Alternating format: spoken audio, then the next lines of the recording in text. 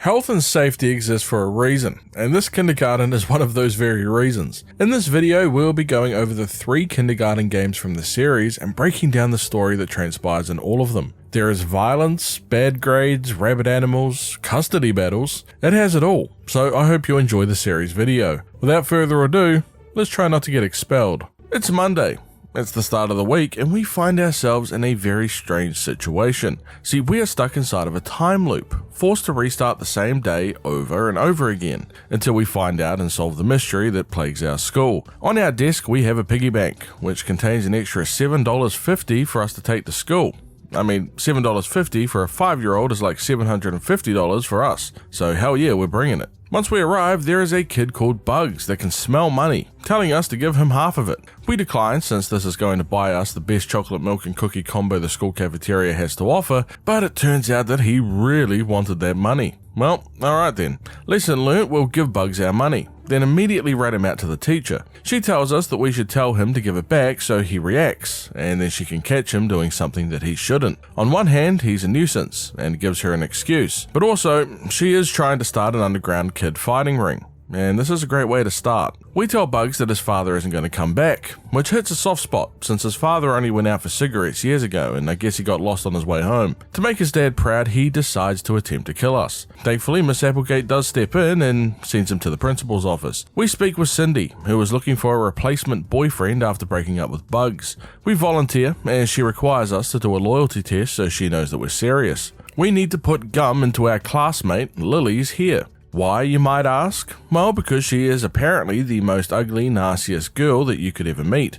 We accept, and Cindy cannot wait to see it, since it's sort of what she deserves, just like her brother did for dumping her. We ask what happened to Lily's brother, and find out that he went missing. She's mad since his disappearance stole the thunder from her dog Biscuit going missing. Apparently, the dog was taken by the school janitor, who said dogs aren't allowed at school. Then the dog escaped from his closet and nobody's seen her since. We head into class and decide to enact our master plan. We put the gum into Lily's hair and she begins crying, knowing that Cindy put us up to it, telling us to leave her alone. We report back to Cindy, who is thrilled that it made Lily cry, and tells us that we have now earned the honor of playing house with her as her boyfriend. Yay. But first we need to clean up, since we still look like we got hit by a bus on the way to school, except it was a bug instead. Inside the bathroom we have our school janitor, and oh god, I hope he just got really excited about his catch-up, but it's probably better not to ask any questions. Not to mention, somebody doesn't even know how to aim at all. I mean, they got it everywhere except the damn toilet bowl. We return to class after cleaning up and start playing house with Cindy. Everything starts out fine until she believes that she can smell alcohol on our breath, requiring us to breathe into an actual breathalyzer to prove our innocence. Is this what playing house is normally like? We end up blowing a 0.32 somehow. And we end up finding out that apparently we're also a father in this play session. Well, kind of. Cindy points out that while we were in prison, she cheated on us, and isn't even sure if we're the father of the child. What the hell is this girl's imagination? She tells us that he was there for her when we weren't, and we are now left with the biggest imaginary house dilemma that I'm sure all 5-year-olds have to deal with. Do we stay with her and bring the child up that might not be ours? Or do we file for divorce and have half of our belongings taken? We choose to stay. Oh, wow, house is a hell of a lot more intense than I ever realized. We don't choose that, but afterwards we are invited to have lunch with Cindy.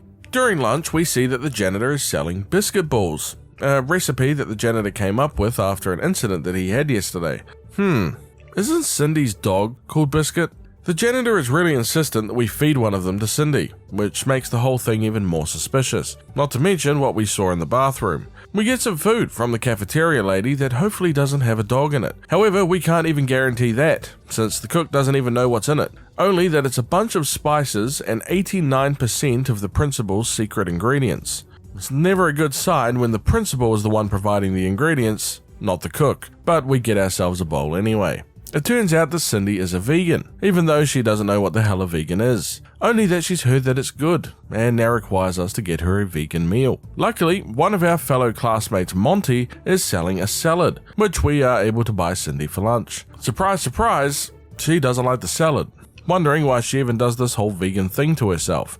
But she does thank us and offers to give us something for being so nice during recess. Since we already put gum into Lily's hair, Cindy thinks that it would just be best to throw something gross over her during recess, and the janitor has a whole heap of gross stuff in his closet that we could use. Luckily, she pinched his closet key, and now we can go have a little look at what the janitor is hiding. Yep, to be honest, this was about what I was expecting. We take the bucket of blood with us, and with the help of Cindy, we're able to pour the bucket of blood over Lily, guaranteeing years of bad karma. Oh, damn, that's dark as hell. Miss Applegate comes outside asking where Lily is, and Nugget, another one of our classmates, points out that she just jumped down into Nugget's cave.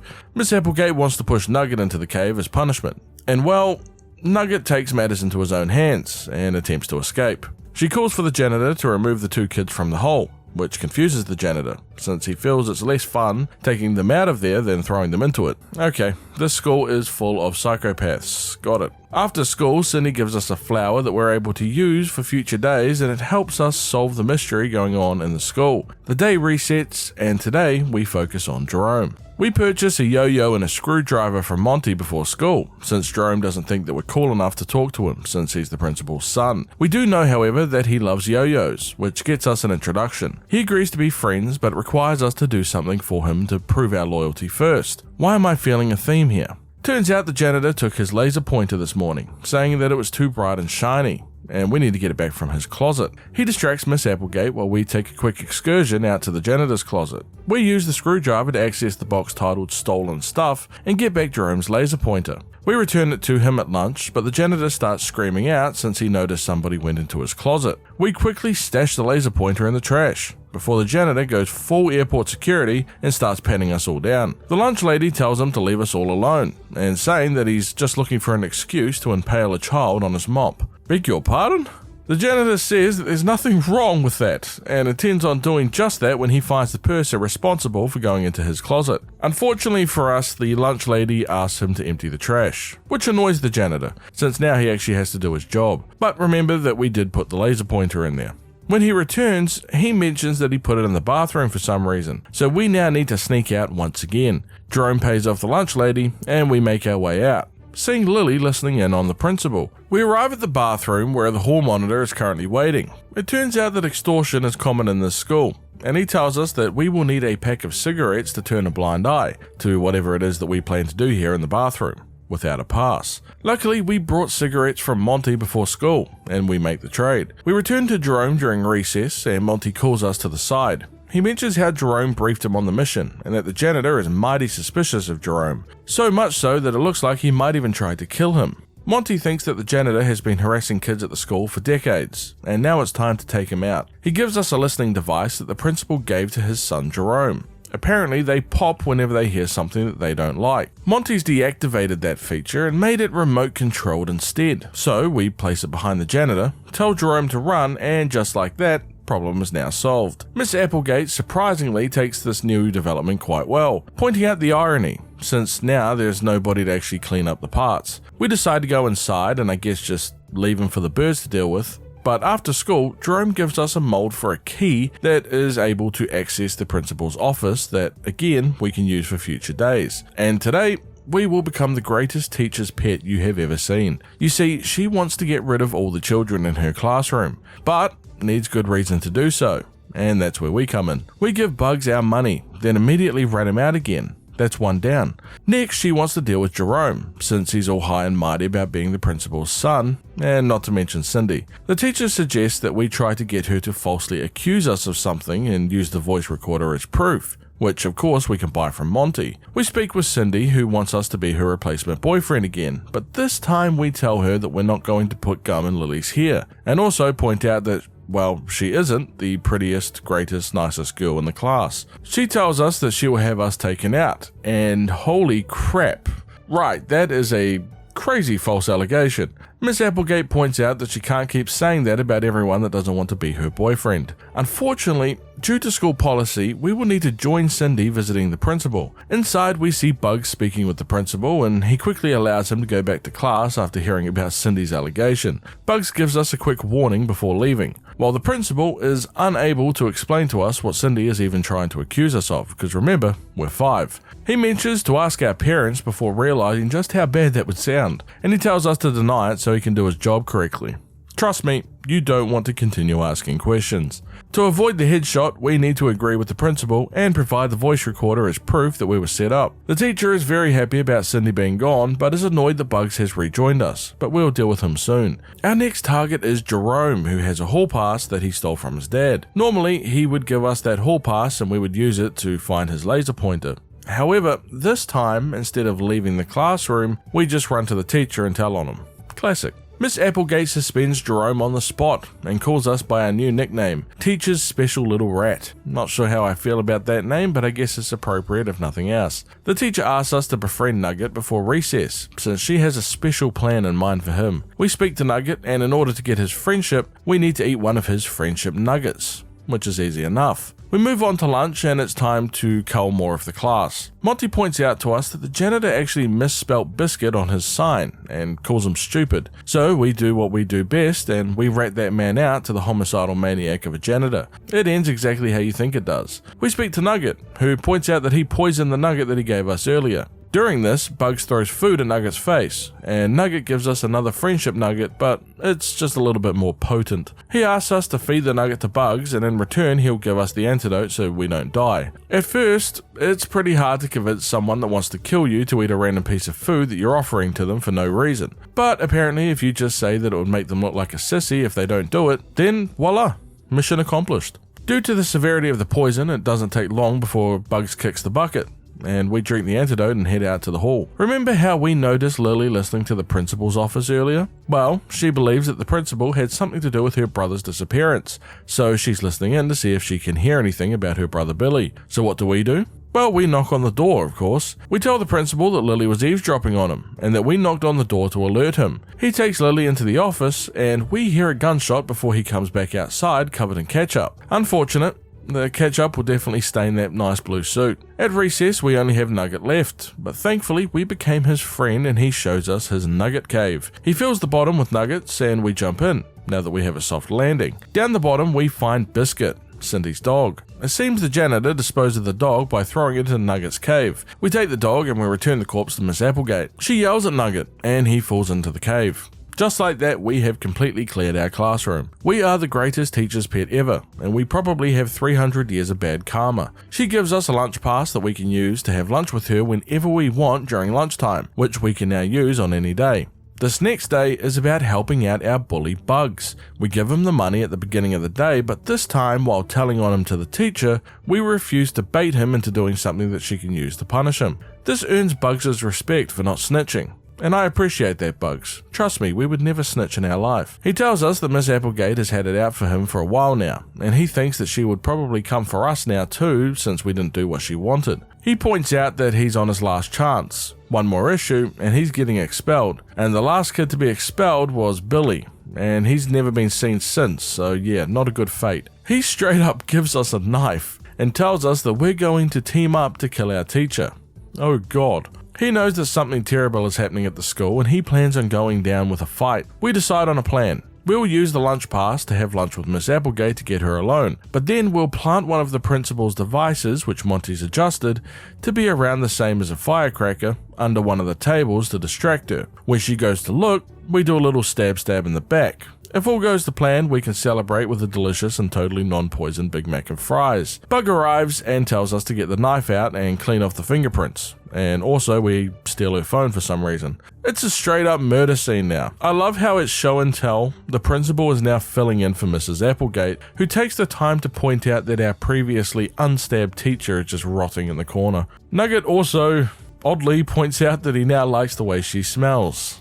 Jesus. The principal begins searching all of us students for a murder weapon, and he smartly begins with us, since we're covered in blood. He doesn't find anything and quickly moves on to Bugs. Bugs slips us the teacher's phone before being searched, and the principal concludes that he now owes the lunch lady $20, since it wasn't us or Bugs. He tells the class that we're free to leave since our teacher is dead anyway, and we get to keep the phone for our future days. Our next day is dedicated to our Nugget-loving friend, Nugget. We speak to him before school and find out that his best friend was Billy, who we're missing, and how in order to be his friend, he wanted something that showed some kind of love. We give him the flower that Cindy gave us for being her boyfriend, and he concludes that Cindy must have really loved us more than the other 7 boyfriends that she had this month. He accepts the gift and gives us a friendship nugget in return, tasking us with gaining 5 nuggets by the end of the day to find out what this device does that he got from the principal. Also, he points out that he can't talk about Billy since the device is listening, and it likes to explode if it hears anyone talking about Billy. He tells us also gain the trust of Lily, since she's pretty, and also knows a bit about the device as well. To gain her trust, we speak to Cindy and receive the gum that we're meant to put in her hair.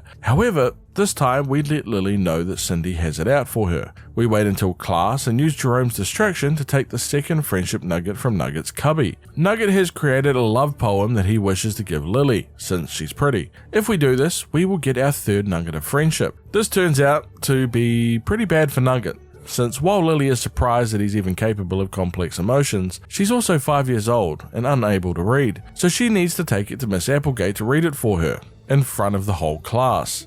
Nugget points out that Lily has nice hair and that he likes to smell her chair.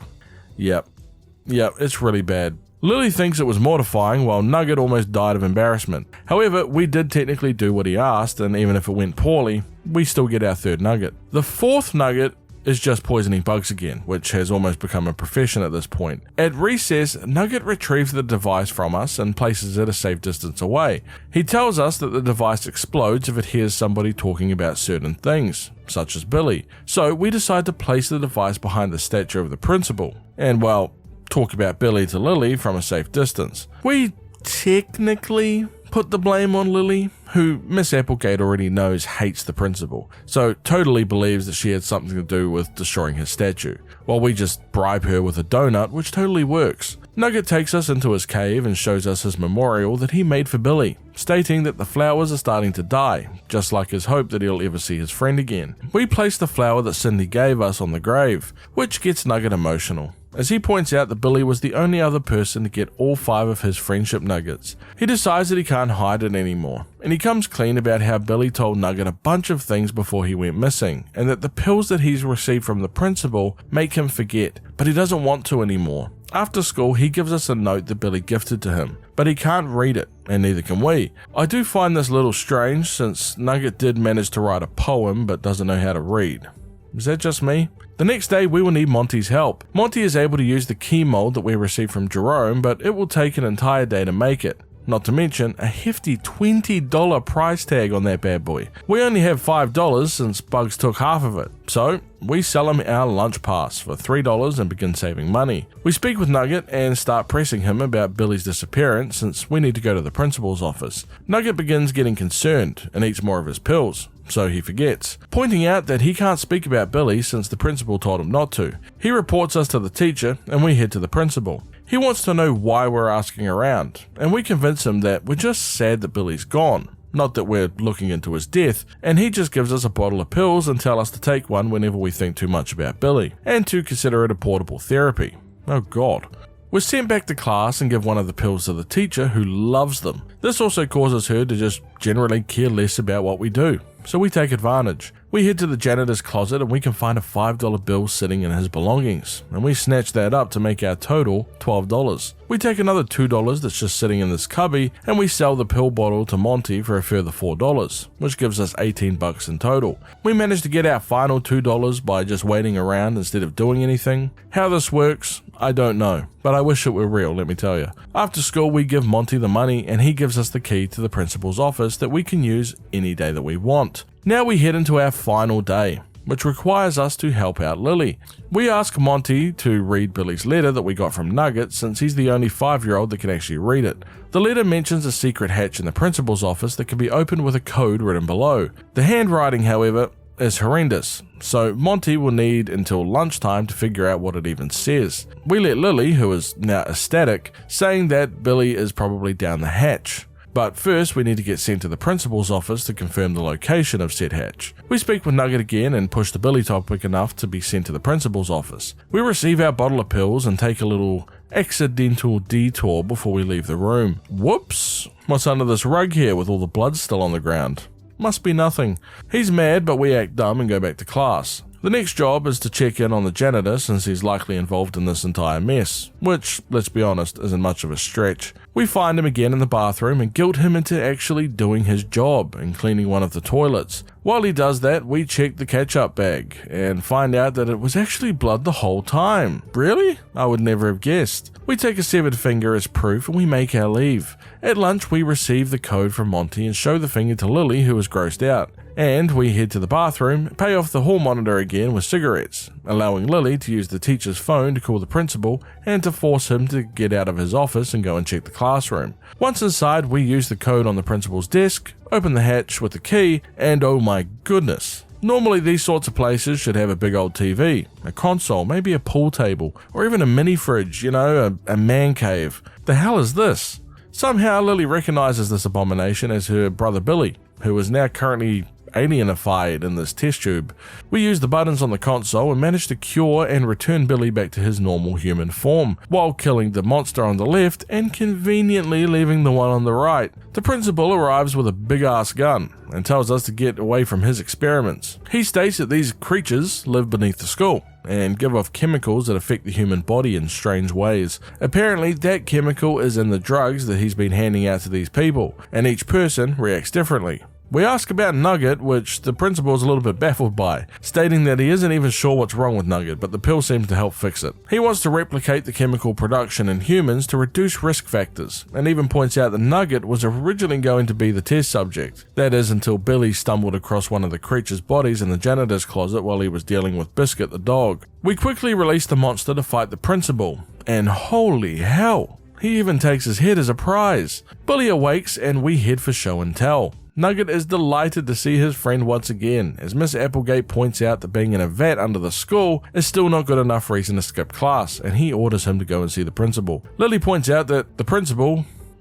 exploded, which makes Applegate realize that now there's no one to actually sign her checks anymore, and she quickly bails since she will not be caught working for free. Lily and Billy thank us for our trouble and give us a rare Monstermon card as compensation, mentioning that their dad works at the Monstermon company. Now, there is a secret ending that we will quickly cover. If you collect all 25 of these Monstermon cards within the day, you can present them to the shrine within Nugget's cave. Upon doing this, the sky will turn red, and the first thing the principal thought of is to pull out his gun and threaten the sky. Each of the kids begin exploding as Miss Applegate screams in delight that the sky is actually answering her prayers. Well, that is until she explodes herself. Everyone else explodes but leaves Nugget and ourselves alive. Nugget thanks us for our help and tells us that we must do this again at a different kindergarten for kindergarten 2, and breaks the fourth wall before thanking us for playing. It's now Tuesday, the day after the events of Kindergarten 1, and once again we are stuck within a time loop, requiring us to discover and fix a mystery at our new school. Pretty incredible how the education system was able to relocate so many children to a new school, for literally the following day after the previous one was caught experimenting on them. I'm sure this new school will be perfectly normal. We have ourselves some familiar faces here. Cindy, our old bully Bugs, Monty, who seems a little worse for wear following his mop beating. Jerome is here as well, a little upset it seems about his dad exploding and his head being stolen by an alien mutant thing. We can't forget Nugget, who seems to be in an old school western type prison situation. I would take a guess for his cheer smelling comments from yesterday, and of course Miss Applegate and this murder maniac janitor. We begin the day by introducing ourselves to this new janitor named Bob. He seems friendly enough, but we know better than to trust a janitor. Let's see what our old janitor has to say about this imposter. Oh wait, he doesn't like him. If the old janitor isn't a fan, then maybe this new guy's alright. We let him know that his new nemesis is called Bob and ask him for his name, since we never actually learnt it yesterday. He tells us that he lost it in the war. Which war, you might ask? Well, the best one. He's pretty vague. He decides he must do what the janitor code of honor demands, and that is to kill him and take his mop. Now, question to all janitors that might watch this video. Is this code of honor actually true? If so, is it a mop duel or... I'm curious. He gives us a written declaration of janitor warfare to give to Bob, who is none the wiser, saying how excited he is to work with the new janitor and plans on reading it once he's inside. The bell rings as the janitor mumbles about sharpening his mop. Inside the class, the teacher is impressed by the extra funding compared to our old school, since this one has actual toys.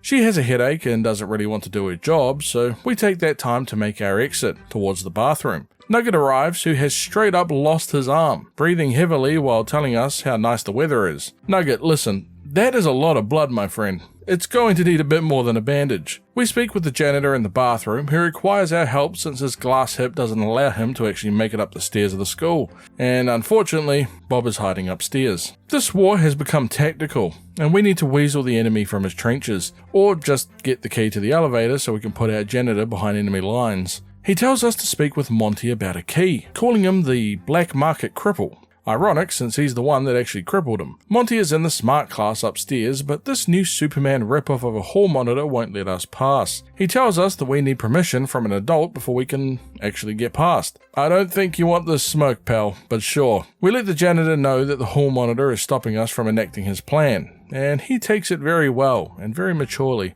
You ever hear the stories of tribes killing someone and putting them out on display in front of their village to scare off other people that might want to mess with them? This is the strategy that the janitor enacts, as he calls down our previous school janitor and makes him gaze upon his work. We will now not be disturbed and head upstairs, walking over Stevie in the process. We head into the gifted classroom and speak with Monty, telling him that we need the elevator key that he owns, since he now is in a wheelchair and unable to use the stairs himself, telling him that the janitor is threatening to cripple him again if he declines.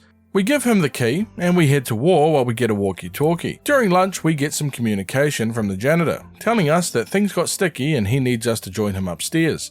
We, however, need a distraction to leave, as if the 30 litres of blood that Nuggets left on the cafeteria floor isn't enough. We pay off Carla to help us out, and we head upstairs. Typical kindergarten war zone things here. Alright, we find the janitor, and oh god, looks like our old janitor here knew the mop jitsu a little bit better than Bob does, it seems. We congratulate him on his victory, as he appreciates the support that he had from his allies, which means that we get to clean this mess up together. Great. He requires us to head to the weapon closet and retrieve something that will help the janitor, slice up Bob for easy transportation, and here I thought we were going to learn our ABCs.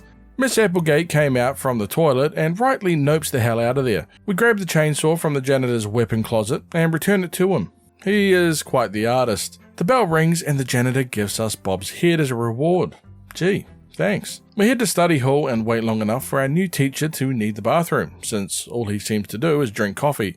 Unfortunately, the janitor contacts us once again, telling us that we need to dump the head in the garbage somewhere quickly, since one of the other students, named Penny, has been following us around all day apparently.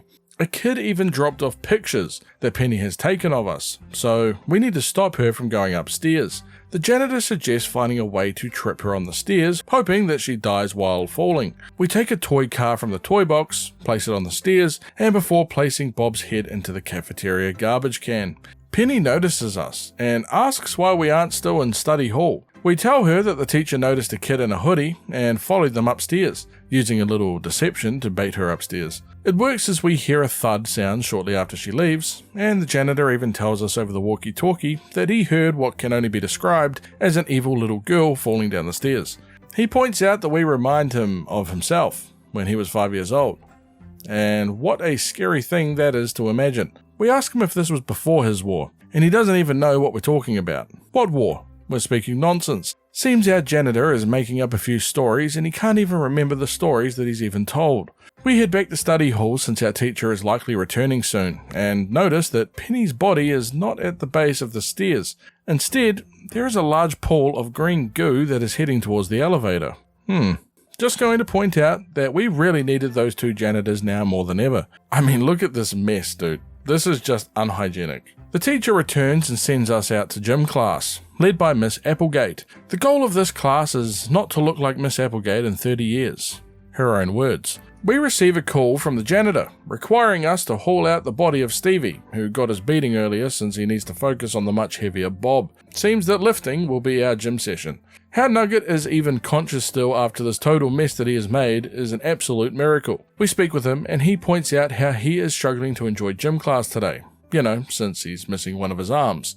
Yeah, I'm not surprised. Stevie's body is in the janitor's closet, which for some reason is filled with some kind of poisonous gas. My guess would be the giant vat filled with green goo that's responsible, but that's just me. We take Stevie and head towards the cafeteria. That sounds bad, we aren't trying to eat him or anything. It's just the way that we need to go to get to the dumpster outside. We meet up with the janitor and find a whole ass woman in there. Turns out it's the dumpster woman, and she requires something special to allow us to use her home to store bodies. She wants green goo, and the janitor concludes that if we don't get that goo, we are likely going to prison. Thankfully, we know exactly where to get some. We return the goo to the dumpster woman and dispose of our evidence before heading home for the day. Jesus, Nugget. The janitor thanks us for our service and gives us Bob's old tool belt to use for future days. The next day, we introduce ourselves to some of the new kids. Rich twins Felix and Teddy. They are planning something devious against another of the kids, Ozzy, that will help their family's company. Felix is all in on the plan, while Teddy is having doubts. This causes Felix to call Teddy a disgrace to the Huxley name, and points out how Teddy is one of the ones in the stupid class, while he himself is in the gifted smart class. Teddy states that he has his own plan, which Felix obviously doubts, since he has no faith in his ability to form a plan, but Teddy is committed to proving his brother wrong. He wants us to distract Ozzy during class. Also, he will need a girl that he can stage a fight with as well, preferably somebody on the dumber side. I know just the person. Cindy is once again looking for a boyfriend when we suggest Teddy. She uses her usual boyfriend test by giving us some gum to put into another girl's hair, telling us to task Teddy with doing it. We tell Teddy, who is apprehensive since it's mean, but knows that it needs to be done. We ask him which girl he actually plans on doing it to, and we suggest Penny, which Teddy is very opposed to, saying that it can't be Penny, and quickly suggests Carla instead. That was some serious fear from my guy right there. He places the gum into Carla's hair, and she declares him an enemy of the state, and tells him to leave her alone. This causes Teddy to panic, saying how horrible he now feels and asks us to go and check up on Carla. Cindy, on the other hand, is absolutely delighted and is very excited about having a rich boyfriend. Carla requests some scissors to cut the gum out of her hair and gives us a coupon for the school vending machine, which has some scissors in it. We have a quick talk with Ozzy, who points out how much he loves the toy called Destructicon, but unfortunately its batteries ran out. And just like that, we know what we can use for a distraction. The battery is easy enough to get also, since we can just buy some from Monty. During class, Teddy tells us how his plan will be better than Felix's, and needs us to listen closely, but under no circumstances can his brother know what's going on. He wants to use us to kill Ozzy. Always murder plots. We ask, why Ozzy? And he says that it would have something to do with Felix and Teddy's inheritance, but Felix knows more about it than he does, stating that at 18 they will both get a very large sum of money, and Felix thinks that Teddy wouldn't know what to do with it anyway, since he's dumb. His murder method is to kill Ozzy by giving him an asthma attack. To be honest, I expected something a little bit more violent, but this one is oddly cold and ruthless. He uses his inhaler a lot and keeps it in his cubby. Cindy will help provide a distraction so we can grab it when no one's looking. Should be simple, really. Nugget arrives armless once again, after the teacher points out that he is repainting the entire classroom. Nugget states that he had to chew it off to escape a failed Nugget cave. We waste no time and we begin the plan. We give Ozzy the battery, begin the Cindy and Ted fight, which gets a little more physical than I expected, and we snatch the inhaler and even a bag of goo from Felix's cubby while we're at it. Teddy returns after getting the crap beat out of him, and now asks that we stress Ozzy out, since he no longer has his lifeline. Cold-hearted. Apparently, Ozzy is quite particular about his daily routine, so we will be doing our best to throw that routine into disarray. We receive a passbook from Stevie, who hasn't even been murdered this time around, and we head out to lunch. Felix is a little suspicious about us talking in private, but we move away and begin our planning. Ozzy likes the left stall within the bathroom, which he always uses near the end of lunch. We will be leaving early and having a very convenient bathroom break ourselves. Sure enough, Ozzy arrives and is unwilling to use any other stall, getting frustrated and eventually leaving. We just need to keep piling on the pressure. We pay off the hall monitor with some cigarettes and grab some scissors out of the vending machine upstairs for Carla and head outside for recess. Ozzy asks us if we've seen his inhaler. Inhaler? What's that? I've never heard of it. He mentions how he keeps a spare in his locker and will just use that if anything happens. Oh crap. We tell Teddy, and now we need to adapt a little. But first, we need to go and get a green flower that grows near the dumpster that Ozzy is apparently highly allergic to. Just seeing this thing should be enough to freak him out. A green flower later, and now we need to get into this locker. Thankfully, we have our own lock-picking rogue right here in the school, Carla, who is still pissed off about the gum, so we should probably get round to giving her these scissors. We give her the scissors, and she is willing to help us as long as we help her deal with Monty specifically, since he's apparently making moves on her turf, and she has to show him that he can't do that. So, how will we deal with Monty, you might ask? Man, we are 100% going to hell. Carla will now unlock his locker during the next class, and we will steal the inhaler, show him the flower, secure our spot next to Satan's side. We begin science class with Dr. Danner and quickly look for a way to distract him. We ask Cindy to help us out once again. So the plan we have here is this. We're going to get Cindy to put a fork into the power socket, right? Then the power is going to turn off because it short circuits, and also rest in peace Cindy. We will use the cover of night like Batman to escape the class, steal the inhaler, return to class, show Ozzy the flower of death, and of course begin the final part of our plan. Ozzy begins having an asthma attack and tells Dr. Danner about his locker inhaler. Unfortunate, since it isn't there anymore. Dr. Danner returns, telling him that he has some bad news for him. It's gone. And he's about to die here, but that's okay. If he just signs here on the dotted line, Dr. Danner will be able to semi-legally use his body for science. Ozzy dies before signing the dotted line, so Dr. Danner forges it for him since it's what Ozzy would have wanted. Good news, we now have a cadaver, and tomorrow's lesson will be the anatomy of the human body.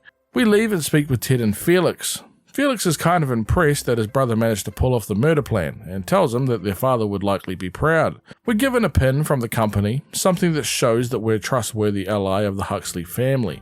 We can of course use that in future days. Felix asks Ted to leave while he speaks to us one-on-one. He points out that this has been an absolute mess, since Ozzy wasn't actually meant to die. Ted was meant to die. Felix asks us to speak with him tomorrow about the matter as we start another day. The next day though will not actually be committed to Felix, however. This time we will be doing some work for Dr. Danner. When we introduce ourselves, the good doctor calls all of the new kids new specimens. Oh god, not again. He points out that he only teaches the smart class and we're too dumb to be in there, so we tell him that we can prove that we deserve to be in his classroom. He tells us that we need to collect 5 flowers for his science class today. If we do, he will let us into his class. The first flower is the pink flower that Cindy has for her new boyfriend. We ask her about it and she tells us that we can have it if we help her get hitched for the day. We also need to get into the wheelchair access area since there's a blue flower over there. However, Big Bob is blocking the way. We negotiate with Monty, and we give him $3 and he will tell Bob that he needs our help pushing him up the wheelchair ramp, allowing us to access the area. Yoink, and just like that, we have our first flower. We head inside and speak with the hall monitors. Stevie is really into his job as a hall monitor, while our hooded friend here could really care less. He gives us a hall pass out of spite against Stevie and his hall monitor ambition. This will allow us free access throughout the school for the day. During class, we speak with Cindy, who has decided on the cute kid in the blue shirt as her boyfriend. She wants us to take a love letter to him. So we sneak up to the smart class and we speak with Felix, Cindy's potential boyfriend. He believes that a partner could be appealing to potential investors for his company. We lie to him and we say that Cindy is great, and he agrees to have lunch with her and see where things go. We speak with Bob in the bathroom, who is smitten with Miss Applegate, and we talk him into actually getting her some red flowers, giving us the potential to maybe steal a flower from his bouquet. At lunch, Felix is understandably having trouble keeping up with Cindy, and he asks us to find her a vegan meal that he can give to her to keep her happy. That, my friend, is an impossible task, but we will help you out. We make a quick detour into the teacher's lounge, which has a yellow flower, ripe for the taking, and that is 2. We now speak with the lunch lady about getting a vegan meal, something she isn't impressed about after calling us a picky brat, but we do get the salad and we cement Felix as a good boyfriend. Our job doesn't end there though, since we have one more thing to do during recess before we can get that pink flower. Felix lets us know that Cindy wants Penny's self-esteem destroyed, and Felix doesn't like getting his hands dirty, so that will be our job. See, Penny has a very acute eye for contraband, so Felix gives us some and tells us that we need to hide it near the beehive. When Penny inevitably sniffs it out, we send her some bees to be her friend. I really hope she isn't allergic. She calls out for her mother before running away. We get our pink flower from Cindy for hooking her up with a walking gold mine and get to keep the contraband. A win all the way around. We watch as Bob attempts to give Miss Applegate some flowers. She is amazed, saying that is the nicest thing anyone has done for her besides giving her pills. She takes Bob inside, telling him to leave the flowers behind, and with that, we can yoink our 4th flower. We sell our contraband to Monty for $5 in order to pay for the special science class, and we also grab the green flower that's still near the dumpster. We can now deliver them all to Dr. Danner. He is surprised, due to our low intellect, that we even managed to do what was requested, and he briskly goes and grabs a flower that has a mouth. He mentions how we managed to collect all the specimens needed for the flower to grow, and how the PTA won't be able to stop him. Oh god. We have to feed Diana the flower in a very particular order of colours. Thankfully, there's some clues around the room, and we proceed to break all school safety procedures. We receive an A+ from Dr. Danner for our science class, and we will be able to visit the smart class in the morning now. Hell yeah. The next day we speak with Penny, who mentions that her mother is actually the principal before offering us a friendship bracelet if we were to be her friend. Oh well, that was easy. The problem, however, is that she is like a bloodhound for contraband, and quickly takes the lighter. We see Bugs is mad at Penny also for being a snitch and mentions how she stole his knife. We tell him that, well, she stole our stuff also, and he's just relieved, saying that it mustn't just be because he's fat and ugly. We ask him if that's really what she said to him, but he points out that she didn't say that to him, he just assumed. Jesus, Bugs. Bugs wants to kill her because, well, of course he does. He wants us to be the inside man in the smart class and get her to open up about where she puts her stuff, so we can obviously get our stuff back first. We have a quick talk with our new principal, who welcomes and assures us that this new school is much safer than our previous one. Yeah, look lady, I don't know about that. I've already been a part of 3 or 4 murder plots since I got here. She offers to have lunch to address any concerns that we might have about our new school. Oh, I hope that you got us a buffet, lady, because we have a hell of a lot to go over during lunch. We get to class and quickly get to know Penny some more. We ask about the location of the goods that she takes from other kids, and she mentions that they just sort of go away. She's not entirely sure, stating how she sometimes forgets things and just blacks out, but she does remember her doll. Her mother doesn't let her play with it anymore, but it's downstairs in the stupid class toy box. She asks us if we can get it for her since it might re-jog her memory. Listen, blackouts, forgetting. Penny, you're either a secret alcoholic, which would be very interesting since you're 5, or you have early onset Alzheimer's, which would also be very interesting since you're 5. We have a mandatory assessment that we have to do for science class, and as a reward, we will choose between cleaning spray or toilet paper from the cleaning closet. Hell yeah, we're taking that spray bottle. Oh, god damn it, of course she's the one playing with the doll. In order to win the doll, Cindy wants to play an imaginary custody battle with us, since we are her ex-husband after all. Not wanting to waste our time, we use that spray bottle, which seems to get a critical hit on our ex-wife. After a few sprays, we win our custody battle and we take the doll. Nice. We return the doll to Penny, and she thanks us for helping her out today. She does, however, notice a computer disk inside the back of the doll, which she gives to us, and she stores the doll underneath the desk for safekeeping. An interesting note to remember. At lunch, we speak with Bugs, who is interested in seeing what is on the computer disk. He tells us that he'll create a giant distraction in the cafeteria that should distract the principal from her lunch with us, giving us enough time to sneak on her computer and look at whatever is on this thing. We reach the principal's office for lunch, as the lunch lady, whose name is Margaret, and interestingly, the sister of the principal by the way, has been completely covered in food. A good old-fashioned food fight. The principal takes her leave as we open up the back entry door, print our document from the computer disk, and return to lunch to see the absolute war zone the Bugs has caused. We give the document to Monty since, we can't read, and we won't find out what's actually on it until recess. Bugs, however, will have to go to study hall for this whole food fight situation, and gives us a walkie-talkie, since he wants to know what's on the paper when Monty manages to read it all. We get to recess and Monty spills the details. Turns out that Penny is an android of sorts. She was apparently attacked by a bear, and they ended up having to replace some stuff. There seems to be 3 remotes that have full access in controlling Penny. The principal is one of them, and the others seem to be the other teachers. There are also listeners all over the school and only respond to one voice command, which is I'm sending you to the principal's office. Well, this explains her random blackouts. Guess she wasn't an alcoholic after all. We ask about those lost possessions, and Monty states that there seems to be a storage compartment within her stomach. He suggests using a magnet to magnetize her, which can be found in science class. I guess that is better than having to wait for her to use the bathroom, I suppose. We need to change the topic of science class today as well, otherwise we won't get close to the magnet. A piece of cake, I'm sure. Bugs lets us know that he heard everything and will meet us upstairs. We sneak through the principal's office, thanks to the back door that we unlocked earlier, and see the principal taking Bugs back to study hall. This would give us enough time to get into the classroom unseen and change our science class topic to magnets. Once the class actually starts, it turns out that the magnet has been sabotaged, and we are tasked for looking for the lost gear. Penny is quick to tell us in secret that it was actually her that took it, or at least she thinks that she's the one that did it. She points out that she thinks that it could be in the blue locker, but is unsure of the combination. She wishes us luck, stating that there is something that has changed in her ever since she met us, but she isn't sure what. Bugs tells us over the radio that he is speaking to Carla in gym class about picking the lock and will meet us in the hallway soon. We meet them outside, as Carla tells Bugs that she wants the special laser module that Penny uses to fry kids with, since there is a big risk involved in actually opening Penny's locker. Wait, hold on.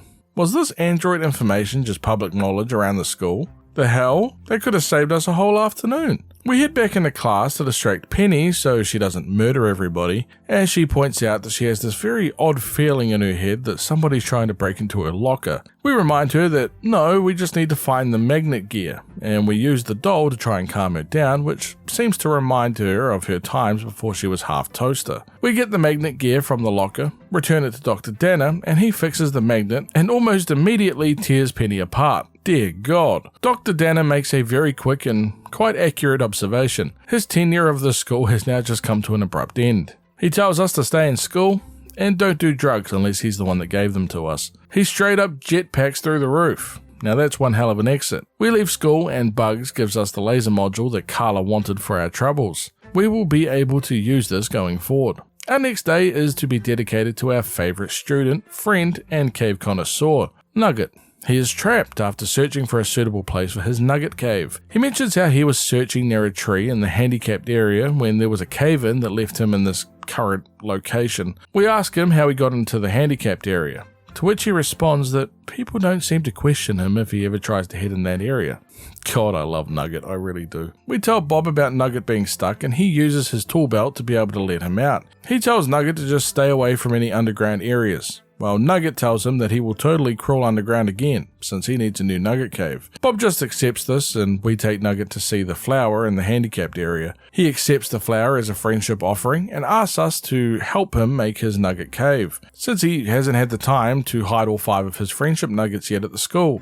We buy a lighter from Monty, since Nugget seems to think that this will help towards the Nugget cave. However, we will need to enlist the help of Carla to smuggle our contraband past Penny. Is that a fidget spinner you have there, Nugget? Damn, I almost forgot those things even existed. Also, it's good to see Nugget with 2 arms again, isn't it? Good thing he didn't need to chew it off today. We leave the classroom and help the janitor get into his weapons closet. Janitor's closet. Crap, is the same thing. Regardless, we speak with Bob to come down and unlock this damn door. We will get ourselves a shovel as compensation, which will be vital for the cave. It's time for lunch, as Nugget attempts to talk to the lunch lady into giving him 100 nuggets from the box in the back room. She tells him that today isn't Nugget Day, which Nugget reminds her that every day is Nugget Day. She tells him that no, it's actually Burger Day, and Nugget has to take a burger with him in immense sadness. I now present to you the Nugget Heist, since what is a Nugget cave without nuggets? The plan is quite simple. Buy out her entire burger stock, forcing her to go into the back room to get the ingredients to make more. That's our window to steal ourselves some nuggets. Okay, we have one other problem. The nuggets are cold. They need to be at least a little warm, and this sends Nugget over the edge. What a cruel world we live in. We remind him that microwaves do actually exist, and that there should be one in the teacher's lounge. He tells us that that's a great idea. We can go and heat the nuggets and he'll continue to be productive by banging his head against his cafeteria wall. Some warm nuggets later and holy crap. Yeah, Nugget really doesn't take cold nuggets well, but thankfully after witnessing the magic that a microwave can achieve, he seems to be back to normal. Well, at least his normal. We head out to recess as the teacher seems a little angry at Nugget. See, when we left earlier to get the shovel from the janitor, Nugget may or may not have told the teacher that there were some pills out in the garden as a distraction. She has now realized that she was duped, and she is not a very big fan of Nugget's deception. She mentions that she is now hot and thirsty after searching for hours for these pills, so I guess we'll go and get her a nice cold soda to cool off the nerves. She unhands Nugget after getting her drink, and Nugget begins the creation of his new cave, filled with warm nuggets and everything. Oh, there's a leg down here, and a few skeletons. Feels like home already. Also, don't check the back room. The house pet seems to not enjoy it when you invade its space. That's a problem I think we'll deal with later. We take the leg with us and we head to the gym since our cave is already made. Miss Applegate wants us to play dodgeball, and it will be Nugget and ourselves versus the rest of the class. Little do they realize that we have a little help with deflecting the balls, while Nugget attacks. Holy hell, that is one heck of an arm you have there, Nugget. Alright, avoiding Nugget's throwing arm, we managed to win the dodgeball game. Nugget thanks us for being such a good friend, mentioning that we are now one of his very bests alongside Billy. He gives us a Monstermon doll. It was given to him by Lily, and apparently it makes an interesting noise. We can of course use this thing going forward. On our next day, we will finally speak with Felix about his original plan. See, this time we will not allow Teddy to attempt to prove himself. Instead, we'll be following Felix's plan. We begin by delivering this document to Ozzy from Felix. Turns out Ozzy has a bit of a germ phobia, so we'll need to get our hands on a little bit of that hand sanitizer treatment. Thankfully, Monty is a walking target, so it's perfectly fine. Oh, crap. That's right, none of us can read. Alright, Monty. We'll need your help again. But this time he wants $6 to read this thing, since he knows that we're helping the rich kids and his treatment plan is expensive. I swear that this would be so much cheaper if we just spoke to each other, instead of constantly using written letters where nobody but Monty can read the damn things. Am I the only one seeing the flaw here? Our life savings later, and we find out that the letter says that Ozzy needs to act vulnerable and mention how, if something was to happen to him, it would ruin his mother's company. In return for this, Felix will pay Ozzy some money. We enter the science class with the gifted kids, and we get some more context on the plan as a whole. Firstly, he makes us sign an NDA, and we can't have this plan leaking out, especially to Teddy. Once the contract is signed, he points out that he and Teddy are heirs to a very wealthy company, and he simply doesn't think that Teddy is capable of running such a business. So, Teddy has to go. Felix gets the whole inheritance and everything will be good in the world. See, Ozzy's mother has created a company that directly competes with Felix's father's company. So Teddy thinks that we're going to try and kill Ozzy, and now Felix is trying to make Teddy strike early, hence the letter to Ozzy. He tasks us with retrieving a glass of spiders from the top shelf of science class to use on Teddy before lunch begins. During lunch, we show the spiders to Felix as Teddy has seemingly fallen for the plan, mentioning how he heard Ozzy speaking about how if something happened to him, his mother's company would be finished. Teddy wants to be involved since he wants to prove himself to his father, as Felix reminds him that he has the most important part. We need a hole dug, and there is no better person for the job than Nugget. The only issue is that Nugget is currently quite woozy and he misses his arm.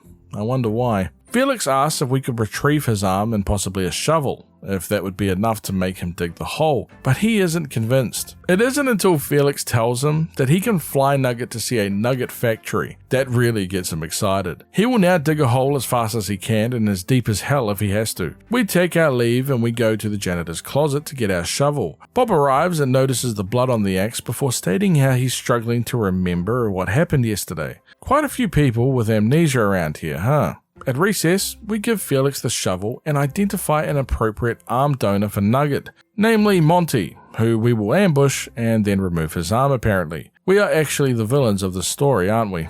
We head inside to ambush Monty and oh my god, he has a giant wheelchair laser weapon. Turns out he is pretty perceptive, and he knew exactly what we were planning. As Monty is scolding us, Stevie arrives and yells at us both, since only one child can be inside at a time. He interrupts Monty and, well, it doesn't go well for him. Monty points to the arm that is now available from Stevie, and we will no longer be requiring his one. Yoink! We go to the gym and tell Teddy to meet us at the playground. While giving Nugget his new arm, he points out that Miss Applegate won't just let him leave, and we need to deal with her if we're going to get him out to that playground. We use Jerome and Carla's fighting over a basketball to our advantage, and distract Miss Applegate enough to head out. We take a quick detour back to the janitor's closet, as Bob is just high as a kite in here from the fumes, but we get to take his mop, since we will be needing something that's very good at bludgeoning. I see Stevie's still hanging in there after all this time.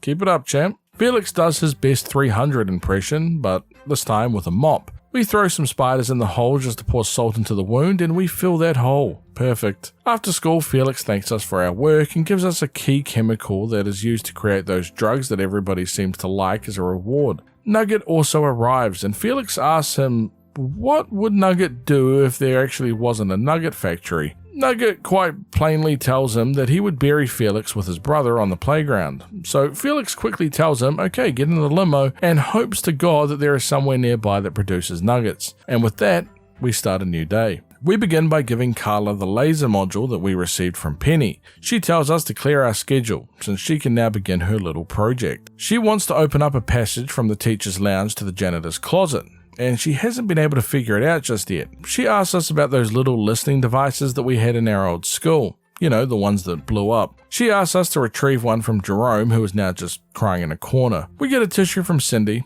and we speak to Jerome, giving him the tissue and asking what's wrong. He tells us that they found his dad in some weird lab under his office yesterday, missing his head. Oh no. Yeah, I don't have any idea what you're talking about. That is horrible. He wants revenge for his father's death and believes that Lily is the one responsible since, well, she hated his dad. We tell him that, well, she isn't even at this school, but he seems to think otherwise, saying that she is here somewhere. We fill in Carla, who tells us that she did see two kids actually sneak into the crawl space under the school, so we need to go and speak with Nugget, since he is the closest person to Lily and Billy after all. Not to mention, actually in the crawl space right now. She gives us a screwdriver, and we let Nugget out from underneath the school. We ask him about these two hooded students, and Nugget tells us that he isn't actually meant to say, and only people with the Monstermon stuffed creature can actually know. You don't say. We begin class and retrieve a key that will be used to get underneath the school. We make our way out to the handicapped area, and we use the opening to get under the school. We squeak the toy, and behold, Lily and Billy were actually here the whole time. They've been spying on the school and found out a bunch of information. We tell Lily that Jerome is actually after her, and she believes that she needs to confront Jerome and tell him what his dad was doing. She will meet him in the girls' bathroom, and we need to organize the meet. We tell Jerome to meet her in the bathroom, and now we have to find our opening. At lunch, we have Jerome buy a whole bunch of burgers that we just give to Bugs, and he starts a huge food fight as a distraction. Inside the bathroom, Jerome straight up pulls out one of those bombs while Lily pleads for him to give her at least a chance to explain. She tells him about Billy, the kidnapping, the pills, aliens in the lab, everything. We verify that it's all true, and Jerome begins to cry again. Penny begins banging on the door with her android detection skills, as we quickly sneak into science class and change our class to robotics instead of plants. The reason for this will become clear soon. We're all sent to study hall for the food fight in the cafeteria, as Carla asks Jerome to give her the bomb now that he's over his whole revenge storyline. He tells us that he left it upstairs in the girls' bathroom. Of course he did. We sneak our way out of study hall, thanks to Dr. Danner's addiction to coffee, and we find the janitor. He tells us that he might know where the device is, but he will require some cleaning spray and toilet paper in exchange for the information, since he does have to clean up the whole mess that we made. Thankfully, we have both of these things from our assessment earlier in science class, and he lets us know that we can find the device in the janitor's closet. We grab the device and we head into our robotics class. First things first, we need to deactivate the triggering mechanism so we don't all just become meat chunks. This will require Monty's help. However, he wants $20 for it. Or maybe we could organize a date for him with Carla. Well, I know which one I'm choosing. We tell Carla that she needs to take one for the team and go out on a date with Monty, allowing us to get the device deactivated, and we can now proceed to the next step. We use the robotics machine to crush our listening device, giving Carla the materials needed to create her special bomb, just casually making bombs in preschool. Lovely.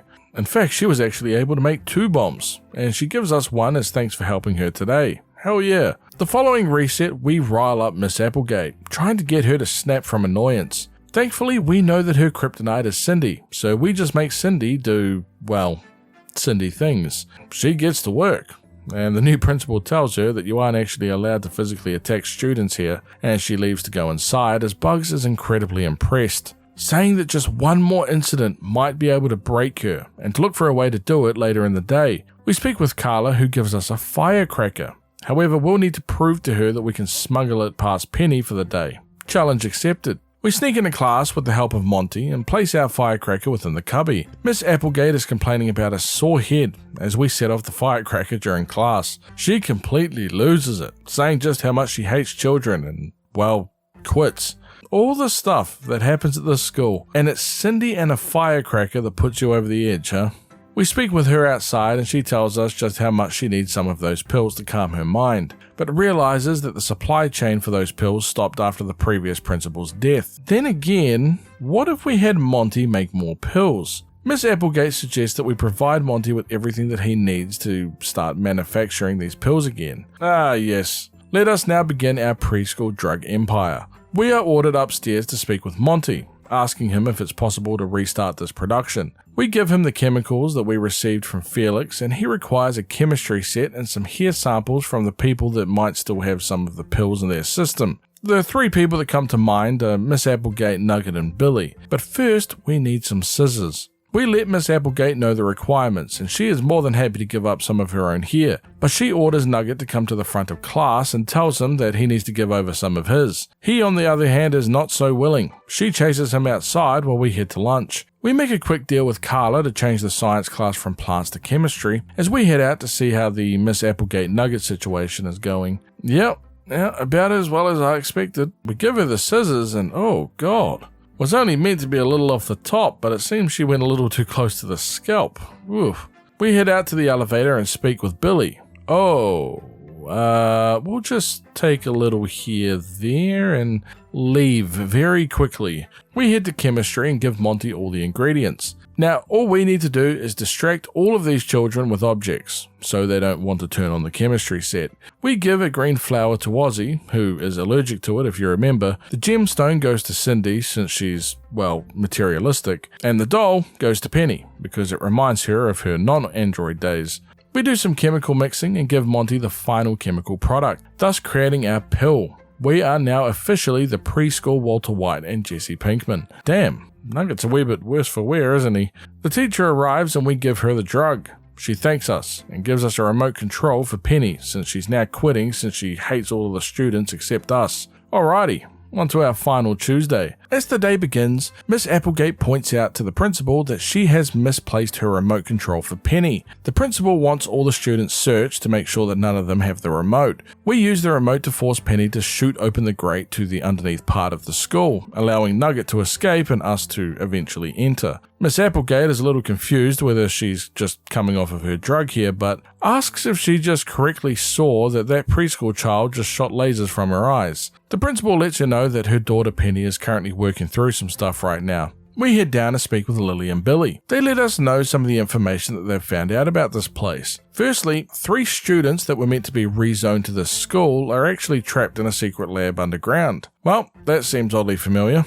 The elevator requires an eye scanner to use, so that poses an issue. Billy believes that we will need to use Penny to activate the eye scanner, which will require the remote. Conveniently, that's exactly what we have. We will need to take out the other people in the school that actually have remotes, namely the principal and Dr. Dennis, since we already have Miss Applegate's remote. Well, you know what, maybe we can kill her too for the love of the game. We speak to the principal again about our doubts with this whole new school thing, as she agrees to have lunch with us once again. During class, Billy literally becomes Spider-Man, as he gives us some pointers on how to deal with Miss Applegate. He wants us to lure her into the girls' bathroom, using another girl student to take up the stall, while another student that holds a grudge will eventually stab her. He gives us back the remote to help us gain people's trust. Well, I have an idea for who our stab is going to be, and I also have someone in mind that might dislike her enough to hold up a stall. What would a murder plot be without Cindy? We told her that we need her to sit on a stall for our plan, but she requires payment. Placing gum in the hair of another girl. We use the remote to summon Penny and we place the gum into her hair, also using the remote to stop her from eventually killing us. Penny leaves after showing no emotion, and Cindy points out that was one of the most disappointing things that she's ever seen in her life. No crying, no anger, but deal's a deal. Bugs wants his knife back from Penny, so we show him once again using the remote, and we make Penny come over to us and hand over all the contraband that she stole from the students today. After getting his knife back, he is more than willing to be our teacher stabber. Hell yeah. We head to lunch and work with Billy and Carla to place an explosive under the table in the teacher's lounge.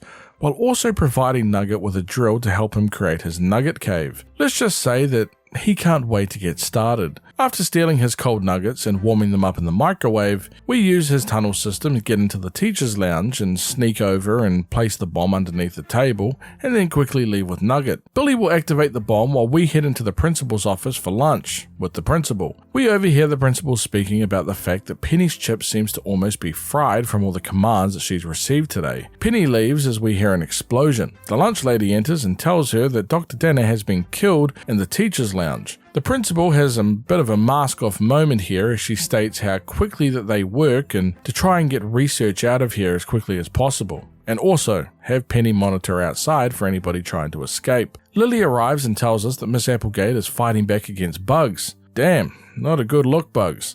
We help him out and add another body to our list. And quite frankly, the list that this kid has created in just the last 2 days would make Ted Bundy proud. We go to recess and use the remote once again on Penny, causing her chip to actually short circuit and she, well, malfunctions down into the Nugget cave. She's fine, I'm sure. I wanted to check out the aftermath of Dr. Danner, and it's pretty damn bad, let me tell you, good god. We head to the janitor's closet, and we speak with a very high Bob, but we do manage to snap him out of it. He remembers that he fought a monster yesterday, and quickly grabs the same axe that he used, rushing off to fight the monster again in case it tries to hurt any of the students. Hold on a second, is he being heroic? Is there actually a facility member that actually cares about the students? Surely not. We grab the doll from the classroom before returning to the Nugget cave, giving it to Penny. She has finally returned to her own mind since the chip is no longer working, saying how she used to play with the doll before her mother made her into this monster. She agrees to help us use the elevator to confront her mother. Hell yeah, Penny. On the way, we find Bob being an absolute hero, fighting the creature, yelling that he won't let it harm any of these children. Hell yeah, Bob. We head down into the facility and see these 3 students inside of a container. They yell at us to run, since Penny was actually the one that put them in there. Penny quickly apologizes, saying how she was forced to do it and she didn't actually want to. The principal arrives as she tells Penny to take us all to the office. Penny declines, and the principal quickly realizes that she no longer has control of Penny. She tells her that without her chip, Penny is practically useless to her now, and proceeds to kill her own daughter. God damn, I knew she was evil, but that's next level. She activates the mutator of the 3 students, and we quickly realize that these creatures are just mutated children. Before we're about to be skinned alive, we ask the principal for some context, and in great villain fashion, she is happy to monologue before our death. She wants to mutate a bunch of kids to create her own monster army, if you will, that she can use to take over nearby schools in the area, while the green goo in the janitor's closet is actually produced by these monsters, stating that its properties are boundless, and it even creates a fuel that can be used to power Penny. Overexposure to this, however, can cause memory loss, which explains why Bob was struggling to remember his monster fight from the previous day. We can also find out that Penny wasn't attacked by a bear after all. She was attacked by one of these creatures that got out. Penny was severely wounded and she was put back together, but with improvements. We state the obvious, that she just literally killed Penny, but she states that she can still fix her later, it's not a big deal.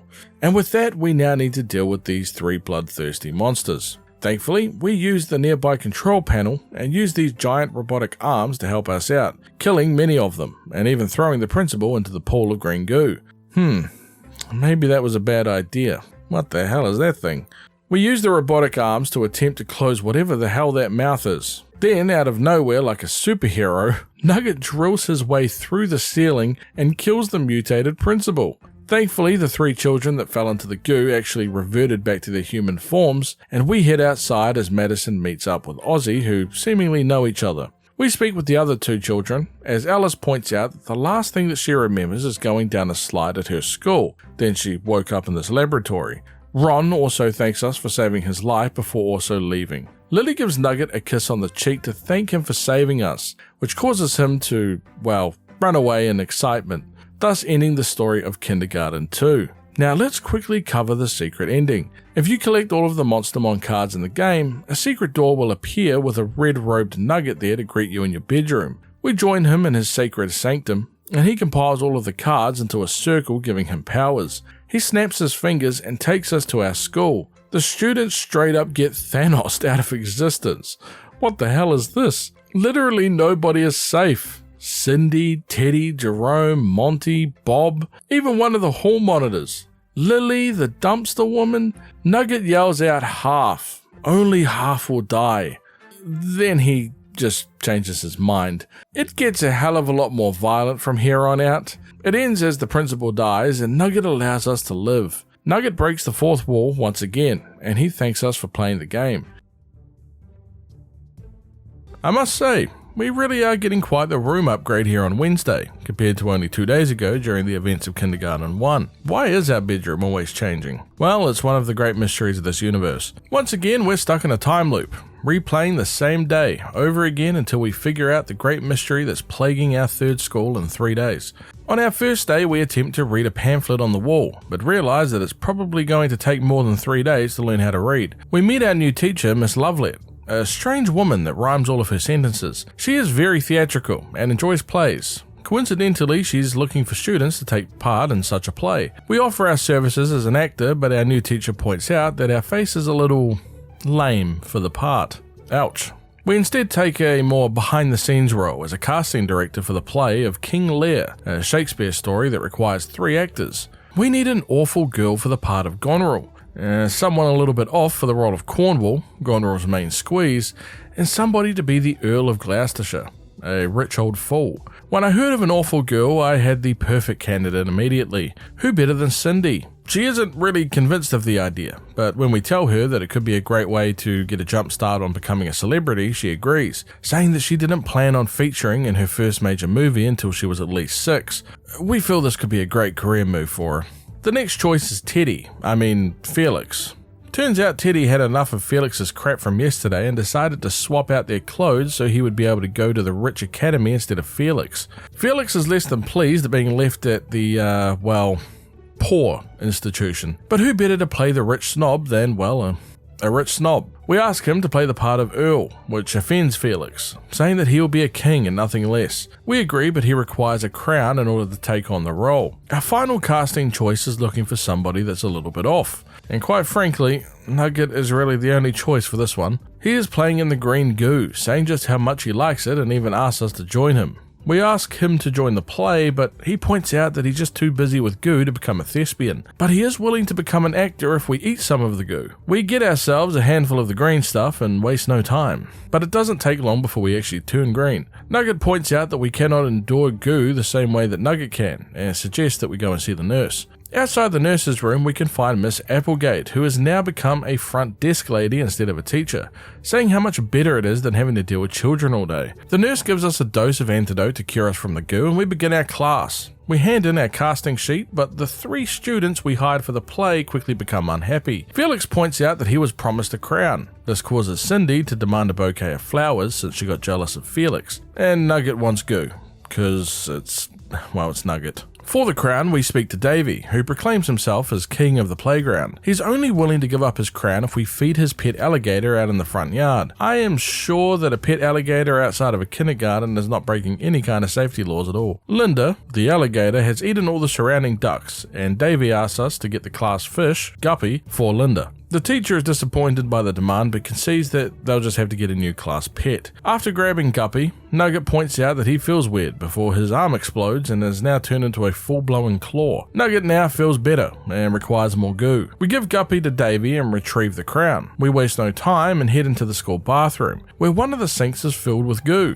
We grab some for Nugget and let some of it leak into the grate. It turns out that the dumpster woman from the previous school is now taking up residence here, changing her name to Gutter Wench, a lateral move as far as names go. We head outside and get a bouquet of red flowers for Cindy before returning to Miss Lovelet. The play can now begin. Nugget gets a little too much into character as he unleashes his claw, straight up removing Felix's eyeball, much to his dismay. The teacher points out that the show must go on as Cindy reads out her line that one side will mock the other, so the two must match. After a jelly war cry from Nugget, he removes Felix's other eyeball, blinding the poor kid. The teacher is incredibly happy with the performance and the three bow, and she gives us a library card as a reward for our troubles. I'm glad she realizes who made the real sacrifices here. At lunch, Nugget's other arm explodes and he now has 2 claws for arms, calling again for more goo. We head into the library and retrieve the Wizard of Oz book for the teacher, as she wants to do another play, asking us to reassemble the same crew from the previous play. Cindy is willing to allow her stardom to increase, once again requiring a bouquet of flowers for the job. Nugget wants more goo, pointing to the puddle that the janitor is now in the process of cleaning. If you're wondering why he's missing an arm and it's just spilling blood everywhere, he had a less than positive run-in with Linda the alligator before school. We need to leave, so we get our purple-haired Bugs replacement to throw a burger at him. This gives the janitor a bit of a late-life crisis, as he wonders if he's lost his edge, if one bad run with the gator has caused these students to be less scared of him. He proceeds to prove his point, insulting Monty, blaming him for the burger, and suggests that he's still mad since he now requires a dress in order to walk, remembering that this janitor is the reason that Monty was unable to walk after his cafeteria beatdown on Monday, then requiring him to use a wheelchair on Tuesday. Monty pleads that it wasn't him, but he does admit that he is sort of mad, since while he can now walk with the dress, it actually prevents him from being able to use his arms. He can only use one or the other. The janitor gives him an up-close and personal reminder of what the mop is capable of, while reminding him that food is for eating, and not for throwing at recent amputees. Stevie, the hall monitor, also a previous victim of the janitor's beatdowns, tries to coach Monty in how to take the mop beating, saying to protect the face and not to go towards the light, or the mop. Surprisingly, Miss Applegate, or as the janitor calls her, Miss Bouncy Biddies, actually tells him that Monty was not responsible for the burger attack, instead it was our purple-haired classmate. Monty screams out, asking why she didn't say this a little earlier, now accepting that he now at least has something to talk about during his group therapy session. Instead of doubling up the beatdown, the janitor recruits our burger-throwing friend to help him fight Linda outside, leaving the goo for Nugget to now play in and securing him in our play. We give up our library card to Carla, in return for her distracting Miss Bouncy Biddy, I mean Applegate. At the same time, Alice is called into the principal's office. Using the distraction, we head back into the hallway, and damn, Felix really has seen better days, huh? Okay, that was probably a bit of a low blow, I apologize. At first, he thinks that we're his twin brother Teddy, so we play along. Felix asks us to take him to the hospital, saying that Teddy can give him an eye transplant, saying that he will need both of his brother's eyes, since the only reason his father keeps his twin brother around is so Felix would have a backup if something like this ever happened. Oof. We reveal ourselves as the casting director, not his brother, and ask him to take part in our Wizard of Oz play. He is, well, let's just say less than convinced after what the last one did to him. But that's nothing a little extortion can't fix. We wish him good luck, and only offer him help if he agrees to take part in the play, something he reluctantly accepts since he doesn't want his twin brother Teddy to win. Family drama, eh? We let the nurse know that Felix is missing both his eyes and is repainting the hallway red. She points out that this must mean Miss Lovelet is doing her King Lear play again, which is terrifying, since that means that this has happened before. We head out for recess as Cindy and one of the new girls, Emmy, are arguing. Cindy wants the blue flowers from Emmy's garden, but she warns that they're deadly. Cindy won't take no for an answer and calls her a mean nickname. Now, I'm actually going to keep track of these nicknames that Cindy throws out towards Emmy since I'm curious, and she throws out a lot of them. Dandelion Debbie has to give over her flowers, and Cindy won't do the play unless Cauliflower Karen lets her take them. Emmy tries to warn her again about the deadly flowers, but Cindy takes them from Rutabaga Rhonda. Nugget once again begins feeling funny before his head explodes, stating that he is now complete. Nugget is now one with the goo, and he is ready to begin the Wizard of Oz play. We find Felix in the corner, now blindfolded since he doesn't have eyes, and we attempt to point him in the right direction, but he has some trouble. Cindy states that the flowers smell weird, and begins foaming from the mouth, before collapsing on the lawn. We really are making this nurse work for her paycheck. While the nurse works her magic, we need to find somebody older, and more wise to play the Wizard of Oz. Look no further than the Gutter Wench, an appropriate choice since she claims to also be a witch, stating that she was a part of the Compost Coven centuries ago, and that it fell apart after Ethel was drowned for practicing sewer sorcery.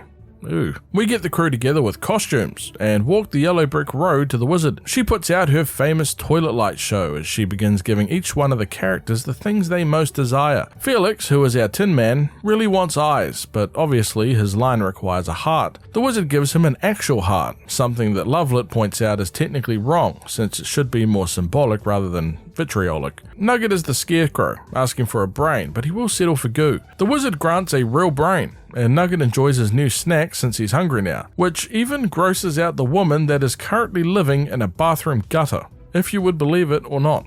Cindy is our Dorothy and wants a home, which she gets, but it straight up kills her. Can't say she'll be missed. We are the lion and we require courage, which we get in the form of a security blanket. Rather tame compared to the others, but we'll take it. We received a tome of plays from the teacher for our help today, and that marks our first day adventure. Remember, we will be able to bring this along for future adventures as we relive the same day again. We start over and arrive at school once more. This time we speak with Emmy about her vegetable garden. She mentions that her and the other girls tend to the garden, but they pulled out after what happened yesterday. A bunch of kids went missing, and 2 schools have been exposed for experimenting on them. Yep. We lived it. Apparently her principal has gone missing and a lot of kids got pulled out of school. We obviously just arrived and the old janitor of the school is now the substitute principal. Not this janitor, this mass murderer is our janitor that came with us. The old principal was nice and he was heartbroken when Alice went missing. She wishes that he was here to see that she's okay now. Davey is the old principal's son, who was the best friend of Linda the alligator. The new principal, aka the old janitor, is a creep who would yell at the kids for doing, well, kid stuff. Seems a bit redundant, but sure. Anyway, she asks us to introduce her to one of the new girls from our old school to help with the garden. And because we're absolutely evil, we send Cindy. She doesn't want to be friends with Vegetable Veronica,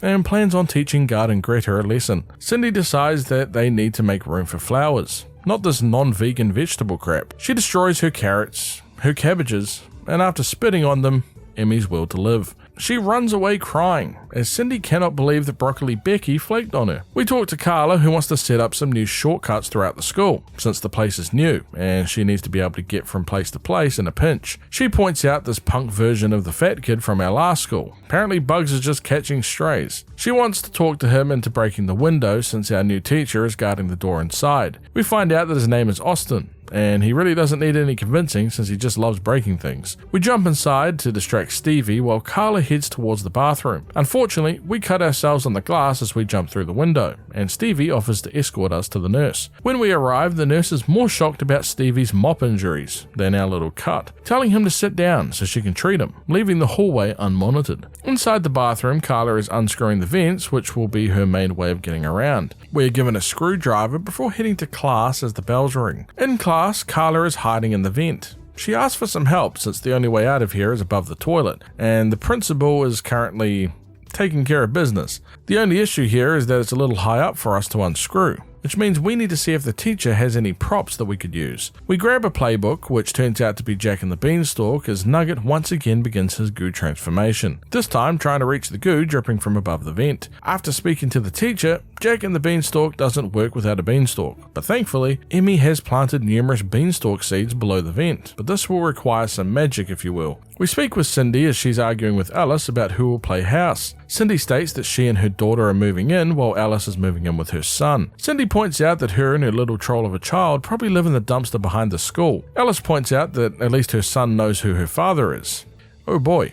Cindy points to us, saying that we're the daughter's father, before playing make-believe, saying that we got out of prison early and asks us to find her something heavy, so she can beat Alice with it. We point out Emmy's watering can that looks awfully heavy, and Cindy jumps into action, mentioning to Beanstalk Brenda that she has a tip about something being heavy that she can use to beat someone with. Emmy is still very upset, as the two tussle over the watering can. Reality starts to sink in for Alice as she asks us if Cindy is actually intending to attack her with the watering can. Oh dear girl, you have no idea what you're in for. Cindy strips the watering can away from Arid Ariana. Emmy asks her why she is the way she is, to which Cindy replies to go and whine about it to her therapist. If the therapist is any good, they already know about her.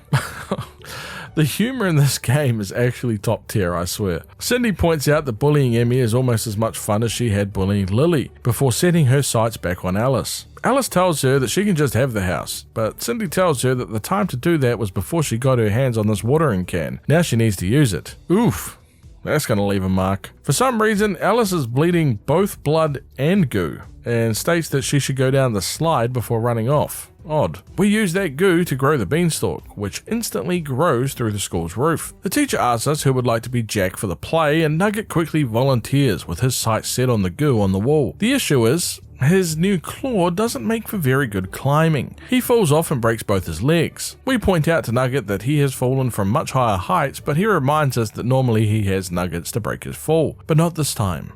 No nuggets, no legs. We volunteer as the new Jack and get up to the vent and unscrew it open, allowing Carla into the classroom. We get a library card for our troubles and go to lunch. Carla is ready to open more of the school's vents, namely the one in here in the cafeteria, the nurse's office, the library, and even the janitor's closet. She is going to distract Miss Applegate so we can get the vent behind her, and we can also use Nugget, who is not currently at the cafeteria and presumably still inside the classroom with his broken legs. Luckily for us, we can tell the nurse, which should leave her vent unguarded while she tends to Nugget. Nugget is alone and tells us that he is hungry, no surprise since he's missing lunch, something he is acutely aware of since he isn't currently feasting on nuggets. He asks for medical attention since his brain is getting foggy and he now only sees the goo. Nugget craves flesh. Oh god. We beeline it to the nurse's office and tell her about Nugget. It turns out that she's a veterinarian, and after telling her about Nugget's broken legs, she plans on putting him down. Much to our surprise. She states that that's just what you do when a horse breaks its leg, even though he isn't a horse. We do mention the claw, which solidifies her decision, asking when he started eating goo, and it's too late to save him now, and he has to get put down. Any kind of physical trauma will cause reactions in kids when exposed to goo. Before leaving, she just throws out just how much she loves her job. Not sure that's the time to say that, but sure. We open the vent as we hear a roar. The new principal arrives, mumbling about an antidote and how a student has just gone full Kev, not finishing a sentence as he notices us. We get sent to study hall, as Miss Applegate is now taking on the role of librarian. She tells us to read, but forgets that we're 5 and don't know how to read. We inform Carla about our antics, and she points out that we need to go find someone called Mr. Scipio, an old teacher of the school that has now been placed as janitor after a mental breakdown. We attempt to leave via the vent, but Stevie is quick to stop us, stating that he and Monty are currently having their sombrero meeting. It stands for Survivors of Mop Beatings Relieving Emotional Ravagings by Octogenarians. Can't say it rolls off the tongue. We tell Carla that they won't let us leave, and she quickly yells at them, much to the shock of Monty since he currently has the talking teddy at the meeting. Stevie assures Monty that he is heard and that they accept him. The mop doesn't change who you are on the inside, even if it does change who you are on the outside. Carla just straight up steals the talking teddy, as Monty is about to have his mental breakthrough. This gives us just enough time to unlock the vent. We get back in the hallway and wow, what has happened here? It seems Nugget did not go down without a fight, huh? The principal is asking the janitor to clean up the mess, asking if he's done it before. The janitor reminds him that he has done it loads of times. We head into the other classroom as we hear crying from behind a bunch of boxes. Turns out it's Mr. Scipio, who is hiding from monsters and states that the fetal position makes him feel safe. He mentions that a monster just broke into the room, smashed the window, and then went down the slide. He warns us not to go down the slide, since kids have been known to not return after doing so. Interesting considering what Alice mentioned earlier. We tell him that Alice is alive and not missing anymore after going down the slide, to which he states that Alice is all around us. She's in the trees, and in the grass, and in the goo. Yeah, not crazy at all. We get the janitor key from him and head back to the classroom. We now know what the janitor has experience doing, cleaning up, and it's quite the mess. This is the 5th or 6th worst nurse slaughtering he has ever seen, and that's saying something coming from this psychopath. We open up the janitor's closet and make sure to unscrew the vent, allowing us to rejoin Carla in class and opening up the entire vent system. She gives us a map of the vent system that we can keep from now on as a reward, and we begin our day once again. This time we focus our attention on the janitor, who is missing his arm after a run-in with Linda the alligator. He mentions that he and Linda were in the war together, and he wants revenge. Not to mention, without 2 arms, it makes cleaning a hell of a lot harder. He asks us to visit the nurse and to get him some bandages to stop the bleeding. We ask why he can't do it himself, and he reminds us that nurses are the polar opposites of janitors, and that they can't even see nurses. Can't argue with that logic. The issue is, we can't get inside, since our teacher won't let us in since we aren't hurt, something that the janitor is more than happy to help with. One mop beating and a concussion later, we head inside. Outside the nurse's room, we can see the principal bringing Mrs. Applegate up to scratch with her new job, reminding her her that all she has to do is scream at the parents when they ring to complain. We get patched up and take some extra bandages to the janitor. He tells us that he plans on using the bandages to reattach his arm, but first we need to retrieve that arm from Linda. He believes that we can just reason with her. We remind him that she's an alligator, but he points out that we have no problem reasoning with him and he's a janitor, something much more dangerous than some alligator. And to be honest, after everything that I've seen at these damn schools, he isn't wrong. Thankfully, Davey can translate alligator, and we find out that Linda is willing to give up the arm but requires flesh for flesh. The flesh in question is Guppy the fish. We remove the bandages so the teacher will let us back inside and can find the janitor making fun of Stevie once again. He calls him Crutches and asks how he's doing post mop beating. Stevie points out that they say he might even regain the use of his eye in a few decades. This impresses the janitor, who thinks he might even need to buy Stevie a beer for handling the old mop better than most. Stevie takes his leave as the janitor is inspired how quick he can move despite his disabilities. It's a real feel-good story. We head inside the classroom and retrieve Guppy for his mission, feeding him to Linda in return for the janitor's arm. Once in class, the janitor arrives, stating that it's Bring Your Son to Work Day, and makes the teacher believe that we're his son so we can leave class. Outside, we give him his arm back. He's annoyed at our tone, warning us that he might just have to run out on us like he did his last kid. He wants our help killing Linda. The problem is, Linda destroyed his mop this morning, and that is his weapon of choice. He needs a new one from the armory, aka the janitor's closet. We need the key to open it, which belongs to the principal, which at this time of day is currently taking care of his business. He's a simple man. Toilet paper in exchange for the key since he ran out. This does make me curious, however, since we don't always come to help the principal get a spare roll of toilet paper. So what does he use when we aren't around to help him? You know what, maybe I don't want to know. The nurse has spare rolls, but she also wants a trade. Cigarettes for a roll of toilet paper. Seems like an uneven exchange of goods on that one, but sure. We find Stevie in the halls and find out that he received some cigarettes from the hall monitor yesterday to help him cope with his mop beating. Out of fear, he hid it in the trash can inside the bathroom. One trash dive later, we have cigarettes. A simple trade will give us our toilet paper, and a quick toss into the cubicle will give us information for our janitor key. He tells us to let the janitor know to use janitor maneuver 17, whatever that means. We return to the janitor, who is disposing of a body bag in the principal's office. We let him know the maneuver, which I guess is just sticking a mop into a hole. Okay.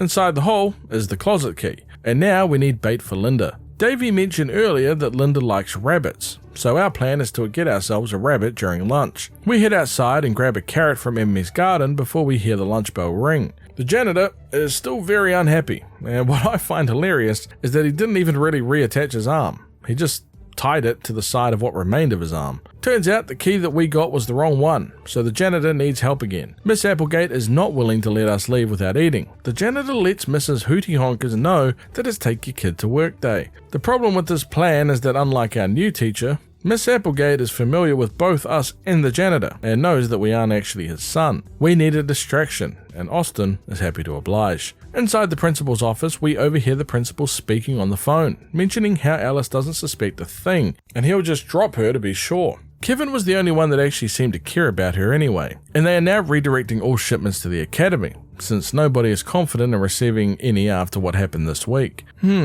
Something to keep in mind. We meet up with the janitor, who mentions that Mr. Scipio should have the key to the closet, but the door is locked. Nothing a rock and a broken window can't fix. We tell him that we are the new janitor, and he just gives us the key without even a single fuss. I love it when it's simple. We grab the trap from the closet and head to recess. Now, the trap is simple, as long as you don't set it off yourself like my dumbass did. Also, don't speak to the local birds, they aren't fans. And the rabbits we're looking to catch, yeah, they're rabid, and will make your day real bad real quick. So we set up our trap and avoid all the local wildlife. The issue is getting back inside, since our teacher is watching us like a hawk. This will require a distraction, and Cindy will be perfect for it. See, Cindy still wants those blue flowers, and you cannot tell this girl no. So when she inevitably ends up frothing from the mouth due to the poisonous flowers, we will once again volunteer our services to retrieve the nurse for her. But unfortunately for Cindy, no nurse is coming, and her sacrifice is for the greater good. We head outside with the trap, and it seems like the old janitor is a big WWE fan, as he is standing on the top of the roof ready to pounce. A war cry and a jump that makes even Rey Mysterio proud, the janitor does what he does best, dishing out a good old-fashioned mop beating on Linda. Davey is less than pleased, but we get the end of the mop as a reward for us to use on future days. Nice. After what we just did to Linda, I feel that we should spend the new day focusing on helping her instead. We speak to Davey, who mentions that his father, the old principal, wanted to get rid of Linda, but he doesn't have to worry about it now since his dad is missing. He points out that his dad is likely evil, since all principals seem to be evil at the moment among all the schools. He mentions how our janitor tried to attack Linda earlier, resulting in his missing arm, of course. And when we offer our help, he believes that we could be a spy for the janitor and requires proof that we aren't aligned with him. So for the sake of proof, we take another mop beating. This gains Davey's trust as he explains Linda's plan to kill the janitor. Remember, this boy can speak alligator. We need to steal the fire axe that is currently in our classroom, since Linda believes that a janitor's one true weakness is getting their head split open with an axe. Who would have thought? We use our playbook to try and talk our teacher into doing a little Red Riding Hood play, since it involves the axe that could be used as a prop. She loves plays, so it doesn't take much convincing, and we once again take on our role as a casting director. We need a blonde child for Red Riding Hood, an older woman to play the wolf disguised as the grandmother, and someone willing to swing an axe. Now, Davey is perfect for the axe swinger, since that's kind of the point of this mission, and while you might suspect Cindy for the role of Red Riding Hood, let me introduce you to somebody that is also blonde and are much better suited for the role. Nugget. We give him a nugget of friendship that we received from Linda after agreeing to help her kill the janitor. This made Nugget agree almost instantly. We now need to find somebody to play the wolf, and also a Red Hood for Nugget so he can properly take on the role of Red Riding Hood. We head into the bathroom and acquire a towel from the gutter wench before class starts. Once in class, we have Austin break the glass so Davey can acquire the fire axe, while Nugget begins his transformation once again. The issue with this is that Red Riding Hood is supposed to be cute and sweet, not exactly having a monster claw, so Nugget will need to be healed before he takes on the role. Nugget feels he's still cute with his claw, and feels mildly discriminated against, but he'll still go to the nurse like the teacher suggested, since his goo cravings are actually starting to concern him. We also need to turn our white towel into a red one, since this will be our Red Hood prop. Good thing that we're bleeding everywhere, so we will also need to head to the nurse. We find Nugget in the hall banging his head into the desk. He can't find the nurse and he misses the times before craving goo. We tell him that we will retrieve the nurse for him before entering her office. She heads out to cure him while Mrs. Applegate attempts to bandage up our head. We ask her to use the towel, which makes it red but doesn't actually stop the bleeding at all. Thankfully, the actual nurse is able to help us out as she curses out Mrs. Applegate for being useless. The nurse just wants Applegate to leave, and we ask Applegate to help us with our play, instead by being the wolf, disguised as the grandmother. She accepts, and now we have our full cast. Nugget yells out to his grandmother that Nugget has brought many nuggets home to eat, while noticing the giant claw that his grandmother has, pointing out that he just had his fixed. Davey comes to the rescue, and oh my, we really do just fully commit to these plays, don't we? Unfortunately, the axe is, well, stuck in Miss Applegate's head. The bell rings and we head to lunch, but Davey now points out that we need to get that axe before the janitor cleans up Miss Applegate's body. He is worried that he will use the trapdoor in the principal's office that we saw earlier, so we need to cut the wires that power it, which is located in the janitor's closet. We will steal the nurse's scalpel inside her office while Davey distracts her and use the vent systems that we set up on our second day of the loop to return to the janitor's closet and disable the trapdoor. Genius. After retrieving the scalpel, we can see that the janitor is hard at work, cleaning up Miss Applegate, or Miss Bazongadongas, as he puts it, saying how he always knew that she would be hefty if he ever had to dispose of her, but this is just egregious. Oh, dear God. He takes a quick jab at us as we walk by, calling us lizard lovers and how Linda is going to look like old Applegate here when he's done with her. We waste no time and head to the library. We have to resort to some dirty business deal with Carla to gain entry, and it requires stealing Stevie's crutch, much to his horror. I don't feel proud of this moment, but it had to be done. We slash the blue wires and disable the trapdoor before recess. Cindy is arguing outside with both Emmy and Carla about the flowers, and she drops yet another nickname, Weedy Wendy.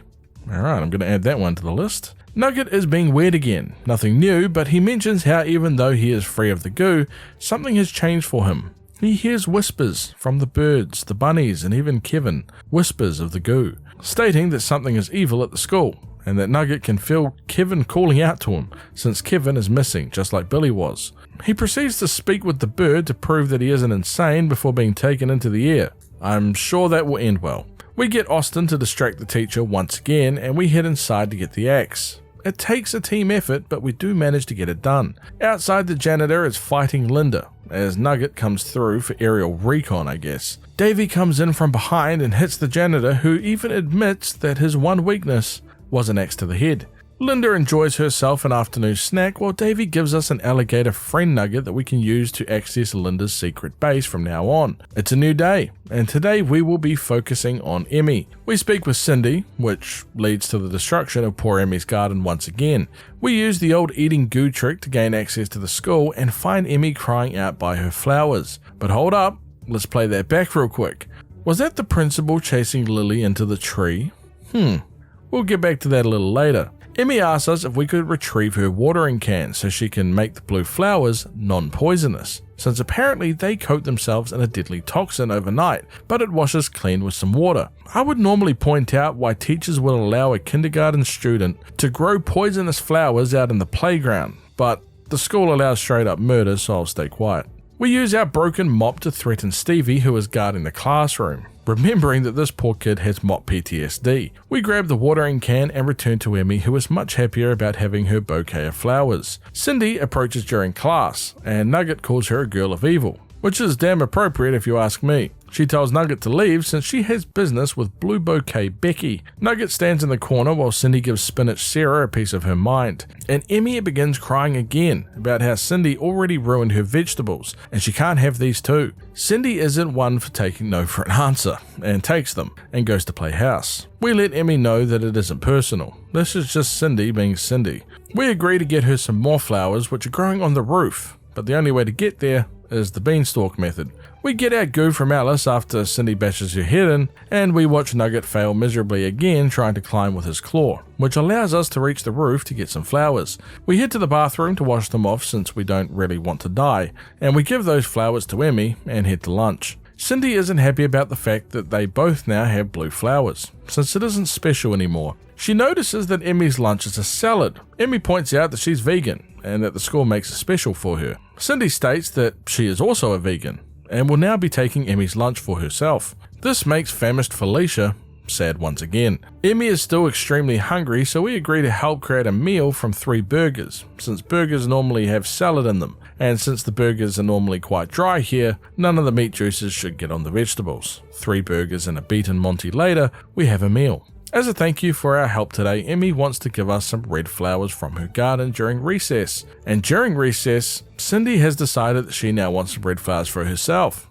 and is less than pleased about her blue flowers, stating how you can never have too much of other people's things. Flowerless Fiona has gotten over the BS at this point and just tells Cindy to take them. This angers Cindy, since it's less fun when the people she torments aren't crying, and she just decides to leave. Emmy puts a hit out on Cindy, stating that she needs to go for the sake of her plants, and Cindy is now going to become fertilizer. She plans on creating goo plants that are carnivorous, and she needs a shovel and some goo plant seeds. We get the seeds, and we get the shovel, and we return them to Emmy. After school, Cindy notices Greenhouse Gertrude in her garden, and goes over to yell at her, saying that after all the things that she destroyed today, how could she still be trying to attempt to fix it? Just admit that she is prettier. Emmy gets pretty scary, to be honest, and traps Cindy inside the vegetable garden. 2 plants appear, and Cindy points out that the 2 plants are almost as ugly as Eggplant Ender. Emmy starts returning some of the name calling back on Cindy, letting doomed Donna know that she's about to be uglier than all of them. Cindy, however, is not scared of some overgrown salad made by Hibiscus Hannah before the plants do their best Mike Tyson impression and get to work. Emmy tells beat up Brittany that she'll call them off if she just says sorry, which doesn't go over well with stubborn Susan. Holy hell. Ooh. Cindy completes her role as fertilizer fairer, and Emmy hopes that Cindy will nourish her plants. We are given a rare white flower that combats the effects of goo. The rabbits hate them, for example. We can now use this going forward as we return home for some counselling. The next day, our focus will be on Felix. We start by giving the friendship nugget to Linda, who takes us to her secret lair. On the table is a goo core, which we will need. Also, note to self, don't speak to the sleeping monster. It doesn't end well. We speak with Teddy, Felix, who just got thrown out of his limo after being mistaken for Teddy after he swapped clothes with him to take Felix's spot in the rich academy. This won't do, and Felix requires a phone in order to call his father and fix this mix-up. He asks to speak with Monty since he normally sells stuff, and hopefully he is selling a phone. He points out that Monty is looking a little incompetent, however, with stiff arms that we need to sort out since Felix doesn't want to talk to somebody that has that particular condition. Wow, Felix, not cool. We mentioned this earlier that Monty is wearing a dress. This dress allows him to walk again, after being in a wheelchair after the janitor gave him that mop treatment. However, while he can walk again, it does come at the expense of his arms. You see, after we dealt with Penny, Monty went down to the secret lab and grabbed a bunch of robot parts. This has allowed him to use his legs again, but the suit needs more power since it's only enough for either his arms or his legs, and he's currently using it to walk, which means that for the time being, he is in a permanent state of T-pose. Thankfully, the goo core is a perfect power source for such a suit, and once we install it, he can use all 4 of his appendages. Felix asks for a phone, but Monty doesn't have any. Monty does, however, request the use of such a phone after lunch for his mop therapy sessions if we do manage to find one. Felix is upset, but Bondi reminds him that he has only now just got the use of his arms again, and he can now begin to build supply lines, but until then, he has nothing. We aren't completely out of luck, however, since there is a phone inside the principal's office, and we agree to be Felix's assistant, and he gives us a card to ring his father. He reminds us that his father is filthy rich, and will surely reward us for our help. We also learn his father's name is Huxley. Inside, Miss Applegate is pleased to be receiving her first disgruntled parent call, but quickly realizes that it's only the old principal on the phone, and that can't be right since he's missing. We offer her a pill from Monty's old collection that he made yesterday, which he gave to us as thanks for repairing his robot suit. She leaves and we can finally use the phone. It turns out that it actually is the old principal, and he is currently being held beneath the school by the new principal, Regis. We have better things to worry about, of course, and hang up, quickly ringing Felix's father, Huxley. We inform Huxley of the mix-up, and he praises Ted for his initiative, stating that he perhaps judged him a little too soon. He thinks Felix deserves to be at our dump of a school for falling for Ted's plan, but offers another solution. He will send a care package to the school. If Felix can get himself out of the school by the end of the day, he'll send them both to the academy. His boys will be tempered by brutal competition until one is worthy of his company. Incredible. He should write parenting books. He offers us something special that his company, Applesoft, has been working up as compensation for going along with this plan. When class begins, the janitor brings in a package for Felix, but the teacher oddly mistakes it as being for her. Felix states that this is his father that sent it to him, not her. The teacher is shocked and begins crying before leaving the classroom. Felix finds a phone and note inside the box, but he can't read. Monty offers his services and reads it for him, as long as he gets to keep the phone once Felix is done using it. He also wants to meet Huxley, since Monty has a business proposal for him, and Felix agrees. The note states that the code to enter the phone is his father's birthday, something that is going to prove difficult since Felix doesn't even know it, since it's never been deemed important. Davey points out just how upset the box made Miss Lovelet, who Monty suggests we should investigate further since she might know something more about the box, Huxley, or even his company. Inside the bathroom, Miss Lovelet is, crying, stating how Huxley didn't even tell her that he loved another, and how she isn't ready to be a stepmother. Turns out Miss Lovelet has been dating Huxley, and was not aware that he had children. She is refusing to leave the stall, so we need to encourage her a little bit. We use the services of the gutter wench, who uses her toilet magic to set her on fire. Nothing a quick shower can't fix. She decides that she needs to get completely drunk before her pain begins to set in, and quickly runs to Mr. Scipio because, he's an alcoholic. She tells him about Huxley, but he really doesn't care, stating that he stopped drinking after Alice went missing. She continues talking and points out that it's Huxley's birthday today and how they had a date. Good thing she conveniently brought that up in conversation. Alright, back to Felix. He unlocks the phone and calls Chopperton, his private pilot. He asks him to pick him up from school using the roof, but requires a flare that should have been in the box, but it wasn't. Not to mention that the school has an anti-air missile defense system that will need to be shut down. I must say I am surprised that this particular school has the budget for such a system. It seems that our janitor has helped himself to the flare since it reminded him of the war. Felix offers to distract the janitor so we may snatch the flare from his pocket. He decides to offer the janitor a job, but is quickly shut down as he reminds him that he didn't become a janitor for the money, Instead, he does it for the love of the game. What part of the janitor game, might you ask? Well, it's not the cleaning aspect. We get the flare while Felix gets a black eye. He takes his leave for the nurse, while Miss Lovelet is trying to get some relationship advice from Miss Applegate, which is not going very well. Applegate suggests that she speaks to another girl about her relationship problems, and she sets her eyes on Cindy. Desperate times call for desperate measures, so Miss Lovelet decides to ask a 5-year-old girl for advice about her relationship. I'm sure this will end well. Cindy tells her that Huxley is rich, and to make it work.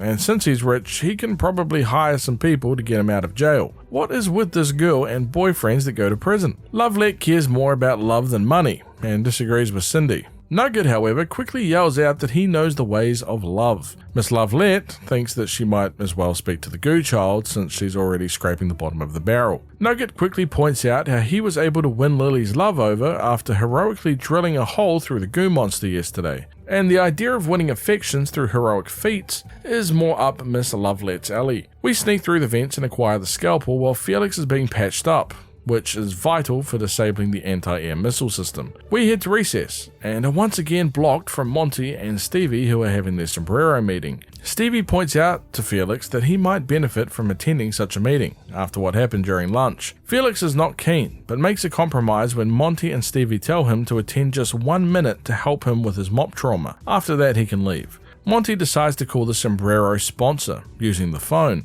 It turns out that it's Bob. And apparently Sombrero is going global since this is only one chapter of it.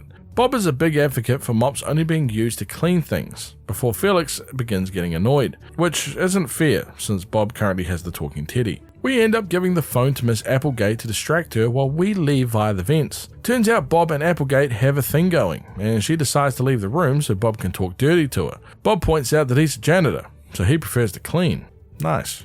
We head to the janitor's closet and cut the wires to the defense system.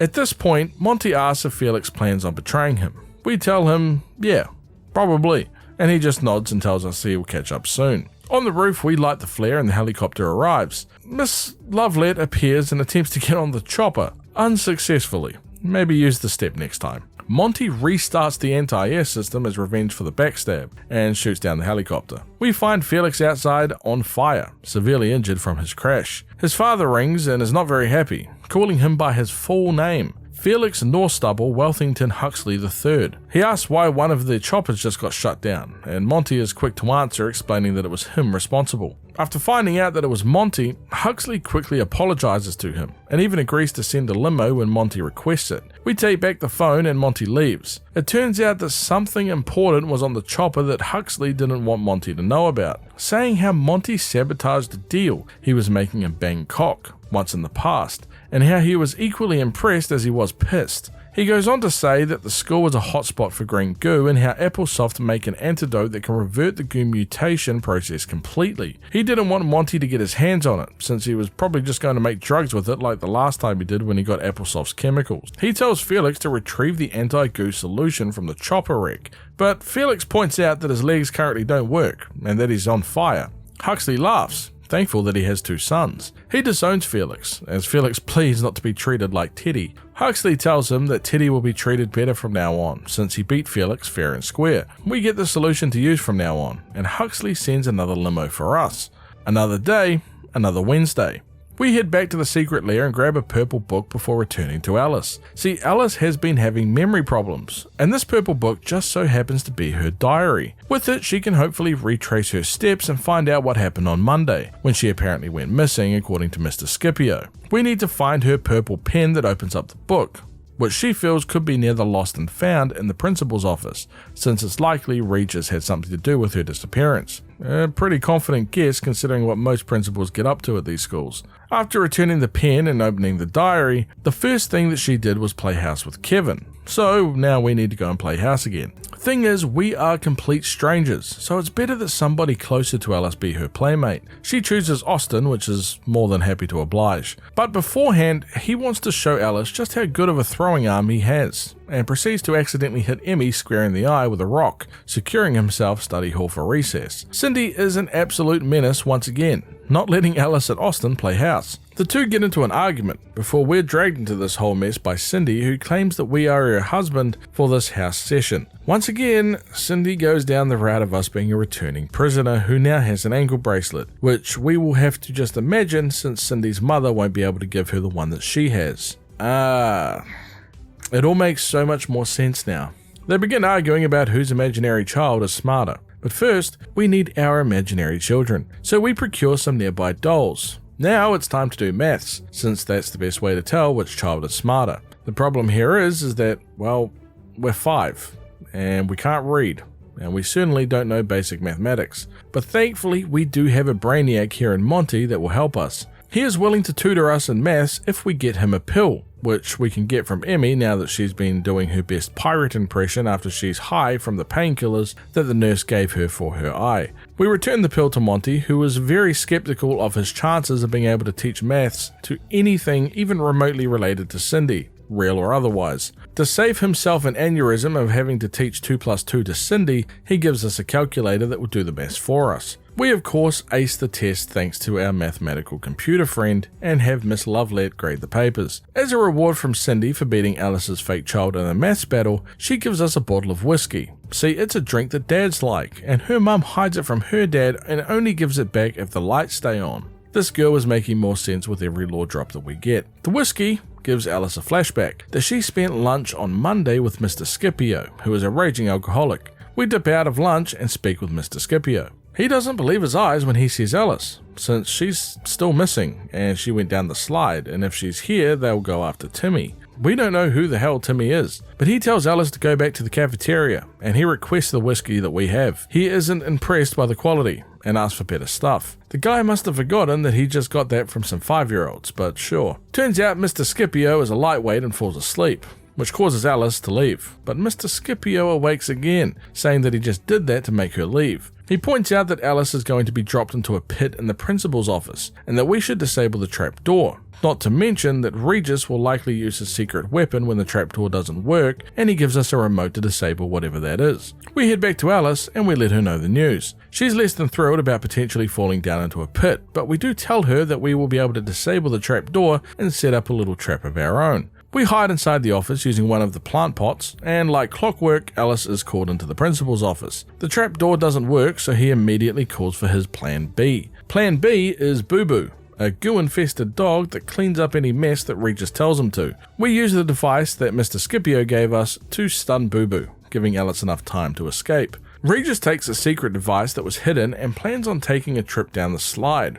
Boo Boo chases Alice outside into the tree, and we have to use whatever playground weapons that we have at our disposal, to very poor effect. Nugget is not a fan of the Goo Puppy, and the Goo Rabbits are even less of a fan of Austin. We use our white flour to scare off the rabbits while setting Boo Boo up for a little haircut. We head inside the tree and find Alice speaking to Lily, who ran inside this tree earlier if you remember from Regis chasing her. If you're all wondering how she managed to get past the rabid Goo Rabbits that kill pretty much anyone that gets near them, if you look closely, Lily has one of those white flowers in her hair, so the rabbits leave her alone. Also, something else interesting is the fact that it seems like this little white flower in question is actually a lily, which is a little on the nose, but there you go. We find out that the slide is a secret entrance to the secret lair, and inside the slide is a device that can detect how certain kids react to goo. If it detects that they react to it, then the slide detours to the secret laboratory. If nothing is detected, then the kid reaches the bottom like any normal slide. Pretty cunning if you think about it.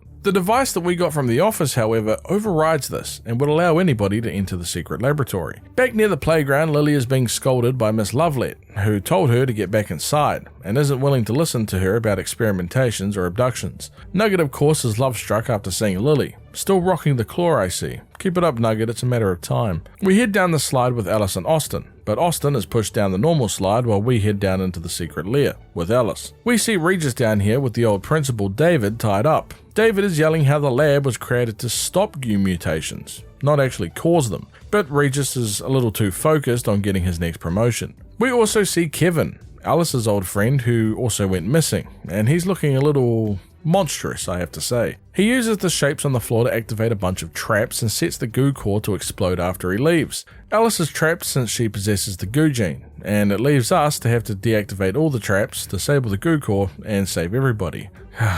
There's a helping hand here and there too much to ask for. Thankfully, Alice took a hit to the head when she reached the bottom of the slide, and now remembers everything. She points out a decoder that she had left nearby on the wall with all of the codes to do a bunch of stuff. Very convenient. We disable all the traps, but are unable to free David, deciding that we are better off to pursue this further tomorrow with more information. We escape as David mentions before, he explodes, that he cares about Alice more than his own son, Davy, and how ridiculous it is that Davy has such a fascination with that alligator. Spending your last few seconds on this planet complaining about how much of a disappointment your 5-year-old son is. Now that's some nasty work. Once we're safe, Alice points out how there is a certain gene that some kids have that react to green goo. The kids that withstand it are able to be turned into monsters. Lily points out that that's why Billy was taken. He also had the gene. Alice has it, Kevin has it, and I think even Nugget might have it. But if they experience trauma, they then turn into monsters. Alice points out that there are a bunch of tunnels that connect all the elementary schools in the area. It looks like an old school, but just underground. These are the same tunnels that Regis took Kevin down shortly before we arrived in the laboratory. We get to keep the code decoder for our troubles as we restart the day once again. This time we have a chat to Nugget, who is once again playing in the goo puddle. We show him the lily flower, which reminds Nugget of the times before the goo, which was technically only 2 minutes ago, but Nugget feels like they were such distant memories. He sniffs the flower and begins screaming, saying how he's covered in goo and how he needs to get it off him. He attempts to go to the bathroom, but the teacher won't let him inside unless he agrees to star in a play. Nugget quickly picks Romeo and Juliet just so the teacher will let him pass. Inside, we help Nugget shower, since he doesn't even know what a shower is, but alas, he is clean. He points out that he forgot that he was meant to meet Lily in the tree at the playground, since the goo made him forget. Regis is out here during his chase routine, and he asks us to retrieve Lily from the tree, and that we need to do what he says since he's the principal. Inside, Nugget is asking Lily for a bunch of nuggets and a shovel, so that he can create a nugget cave of love for Lily, which would conveniently head down into the lab. He wastes no time and heads outside to begin finding what he needs. Lily tells us about Billy, and how he's running a separate operation in a different school. Billy also found papers in the lab yesterday that had Mr. Scipio's name on it. These same papers mentioned Alice and Kevin that were also captured here, and she believes that Kevin is still down in the lab. The curse of living the same day over again. Nugget now has goo telepathy, and he can talk to other goo-infested creatures, like this bird here. Apparently, Nugget informed the bird about the fake principal, and the bird is not a fan. So we put that to the test. Oh, goddamn. At class, the teacher requires someone to play Juliet, to play opposite Nugget as Romeo. The girls aren't fans, and Cindy wouldn't even kiss him if it meant her dad getting off probation. Nugget has an idea and suggests that Lily be Juliet, and goes to find her. Stevie is holding down the fort, since Nugget didn't get a hall pass. However, Nugget never technically got cured from his goo exposure, and he just straight up grows a claw, which he puts to good use. Mr. Scipio is having none of the Nugget claw business, and we need to find him a drink if we want to talk to him again. Outside without his crutch, Stevie is reminiscing about the times where being a hall monitor was so much easier. Before the days that kids would grow monster claws. Before the days where you'd be beaten half to death with a mop by the school janitor. The good days. We find Mr. Scipio's old flask in the trash can outside, and it doesn't take long to get this alcoholic drinking again. It turns out that Mr. Scipio and Dr. Danner from our previous school went to college together. This does provide a connection, since Alice was one of the kids at the previous school that we saved, since she technically went missing on Monday. They discovered the gene that only expresses itself in 5-year-olds. After that, the gene stops being detectable. Lily points out that we saw an adult mutate only yesterday, which surprises Mr. Scipio, stating that it must have been an astronomical amount of goo in order to make an adult mutate. Lily asks how children were cured from the goo afterwards. Mr. Scipio points out the proprietary chemical that Applesoft made, but the further along the mutation, the more cure that is needed. Nugget points out that he will struggle to dig his cave with a claw, and asks if the nurse can still fix him, while Mr. Scipio is not sure if Kevin can even be cured since it's been a few days, but it would take a huge dose if it was even possible. Before Nugget leaves, he asks Lily to be Juliet in his play, something that he requires since the teacher would literally send him to study hall if he doesn't complete the play, which means that he can't dig his Nugget cave. Lily reluctantly agrees, and we return for lunch while Nugget gets healed. Lily asks the teacher what scene they're going to do for the play, and Miss Lovelet chooses the scene where they both die. Romeo is poisoned and Juliet stabs herself in the heart. An interesting choice indeed. It turns out that Miss Lovelet is more sadistic than I ever realized. She believes in authenticity, so she hands Nugget an actual poison drink and Lily a real blade, stating that it makes for a better show and not to tell the cops. Lily refuses, but Mrs. Lovelet threatens Study Hall if they don't, well, expire themselves in the name of art. We decide to fake it, behind the teacher's back obviously, and we acquire a bottle of ketchup that will act as fake blood, and Nugget simply just needs to pretend to drink the poison and not actually drink it. It's pretty simple. Let the show begin. A kiss on the forehead, a fake sip of the drink, and... oh, wait. Yeah, that's right, it's Nugget. He drank that for real. Lily finishes the scene while Nugget is still conscious. While foaming at the mouth, Nugget clarifies with the teacher that he doesn't have study hall, with Miss Lovelet letting him know that he is free to play if he somehow survives this poison. Lily is mad at Nugget for doing, well, Nugget things. He points out that he forgot that he wasn't meant to drink it when he got to kiss Lily, and that he normally doesn't mind poison, but this one actually hurts. We speak to the teacher about an antidote, and randomly it's contained within one of the sodas in the cafeteria vending machine, so we sort that out real quick. Lily points out that she ran into Alice in the hallway and Alice didn't even remember her from our rescue yesterday, but that's besides the point. It's time for a nugget heist and some tunnel digging. Outside, the bird agrees to leave our small intestines inside of our bodies as long as we cure it tomorrow. It will also take us to a stack of nuggets for the cave. We let it take us to the rooftop, which contains a mountain of nuggets. We pour them down into the hole, which reminds Nugget of his homeland, whatever that means. We waste no time and jump down with Nugget and Lily. Nugget is staring down Kevin, as he points out that the second that he loses his eye contact, Kevin will obliterate Nugget's face with his claw. We give Nugget a friendship nugget to help Kevin calm down. And would you believe it? It actually worked. Kevin tells us that it's too late and the new principal will appear soon and kill everyone. The lab's self-destruct sequence starts and we begin looking for the exit. The old principal can't believe that his life's work is being used to experiment on children, and he hopes that there's a good coffee machine in hell waiting for him. We ask if we could save Kevin, and he mentions that the gun on the wall, if filled with Applesoft's formula, could theoretically save Kevin, but we would need to start the process much earlier in the day. Luckily for us, we have that formula from helping Huxley, and we can actually restart our day to deal with this problem earlier. Not to mention, we now have an RC car that we can remotely use to put in the security inputs from the cage. Before we leave, Davey asks us to give his son Davey a duck toy, stating that Davey will know what it means. The duck attracts Linda, and she's willing to help us escape in exchange for the duck, which we accept since we're seconds away from being meat piles. Now for our final day here. This time we head straight to the lab using our alligator friendship nugget, and we use the RC car to open up the gate. We manage to disable the lasers and get our hands on the gun, which is now filled with Applesoft's formula. We get ourselves a no-scope headshot on Kevin and begin the curing process. He visually hasn't changed all that much, but he does destroy the chain and releases David, who disables the self-destruct sequence. Our job now is to use the gun to cure all creatures affected by goo, such as the bird, the bunnies, Boo Boo. You get the idea. We get the duck again for Davey, but this time we don't need to give it to Linda to escape. Once in class, the teacher mentions that the principal is now sending a robot to search all students for something that's been stolen. Before the robot arrives, we use the gun to cure Nugget of his gooey ways. The robot detects the anti-goo serum and fires, but Miss Lovelet was in the way and took some collateral damage. Alice is freaking out, mentioning how the robot does really horrible things, so the class teams up on the robot. Austin disables its sight, while Davey puts that axe to good use, once again after we hand him the duck that his dad gave us. The robot attempts to martyrdom, so we get Emmy to pour water into it to make it short circuit. I'll be honest, this last step could have easily ended badly, but it seems like it worked.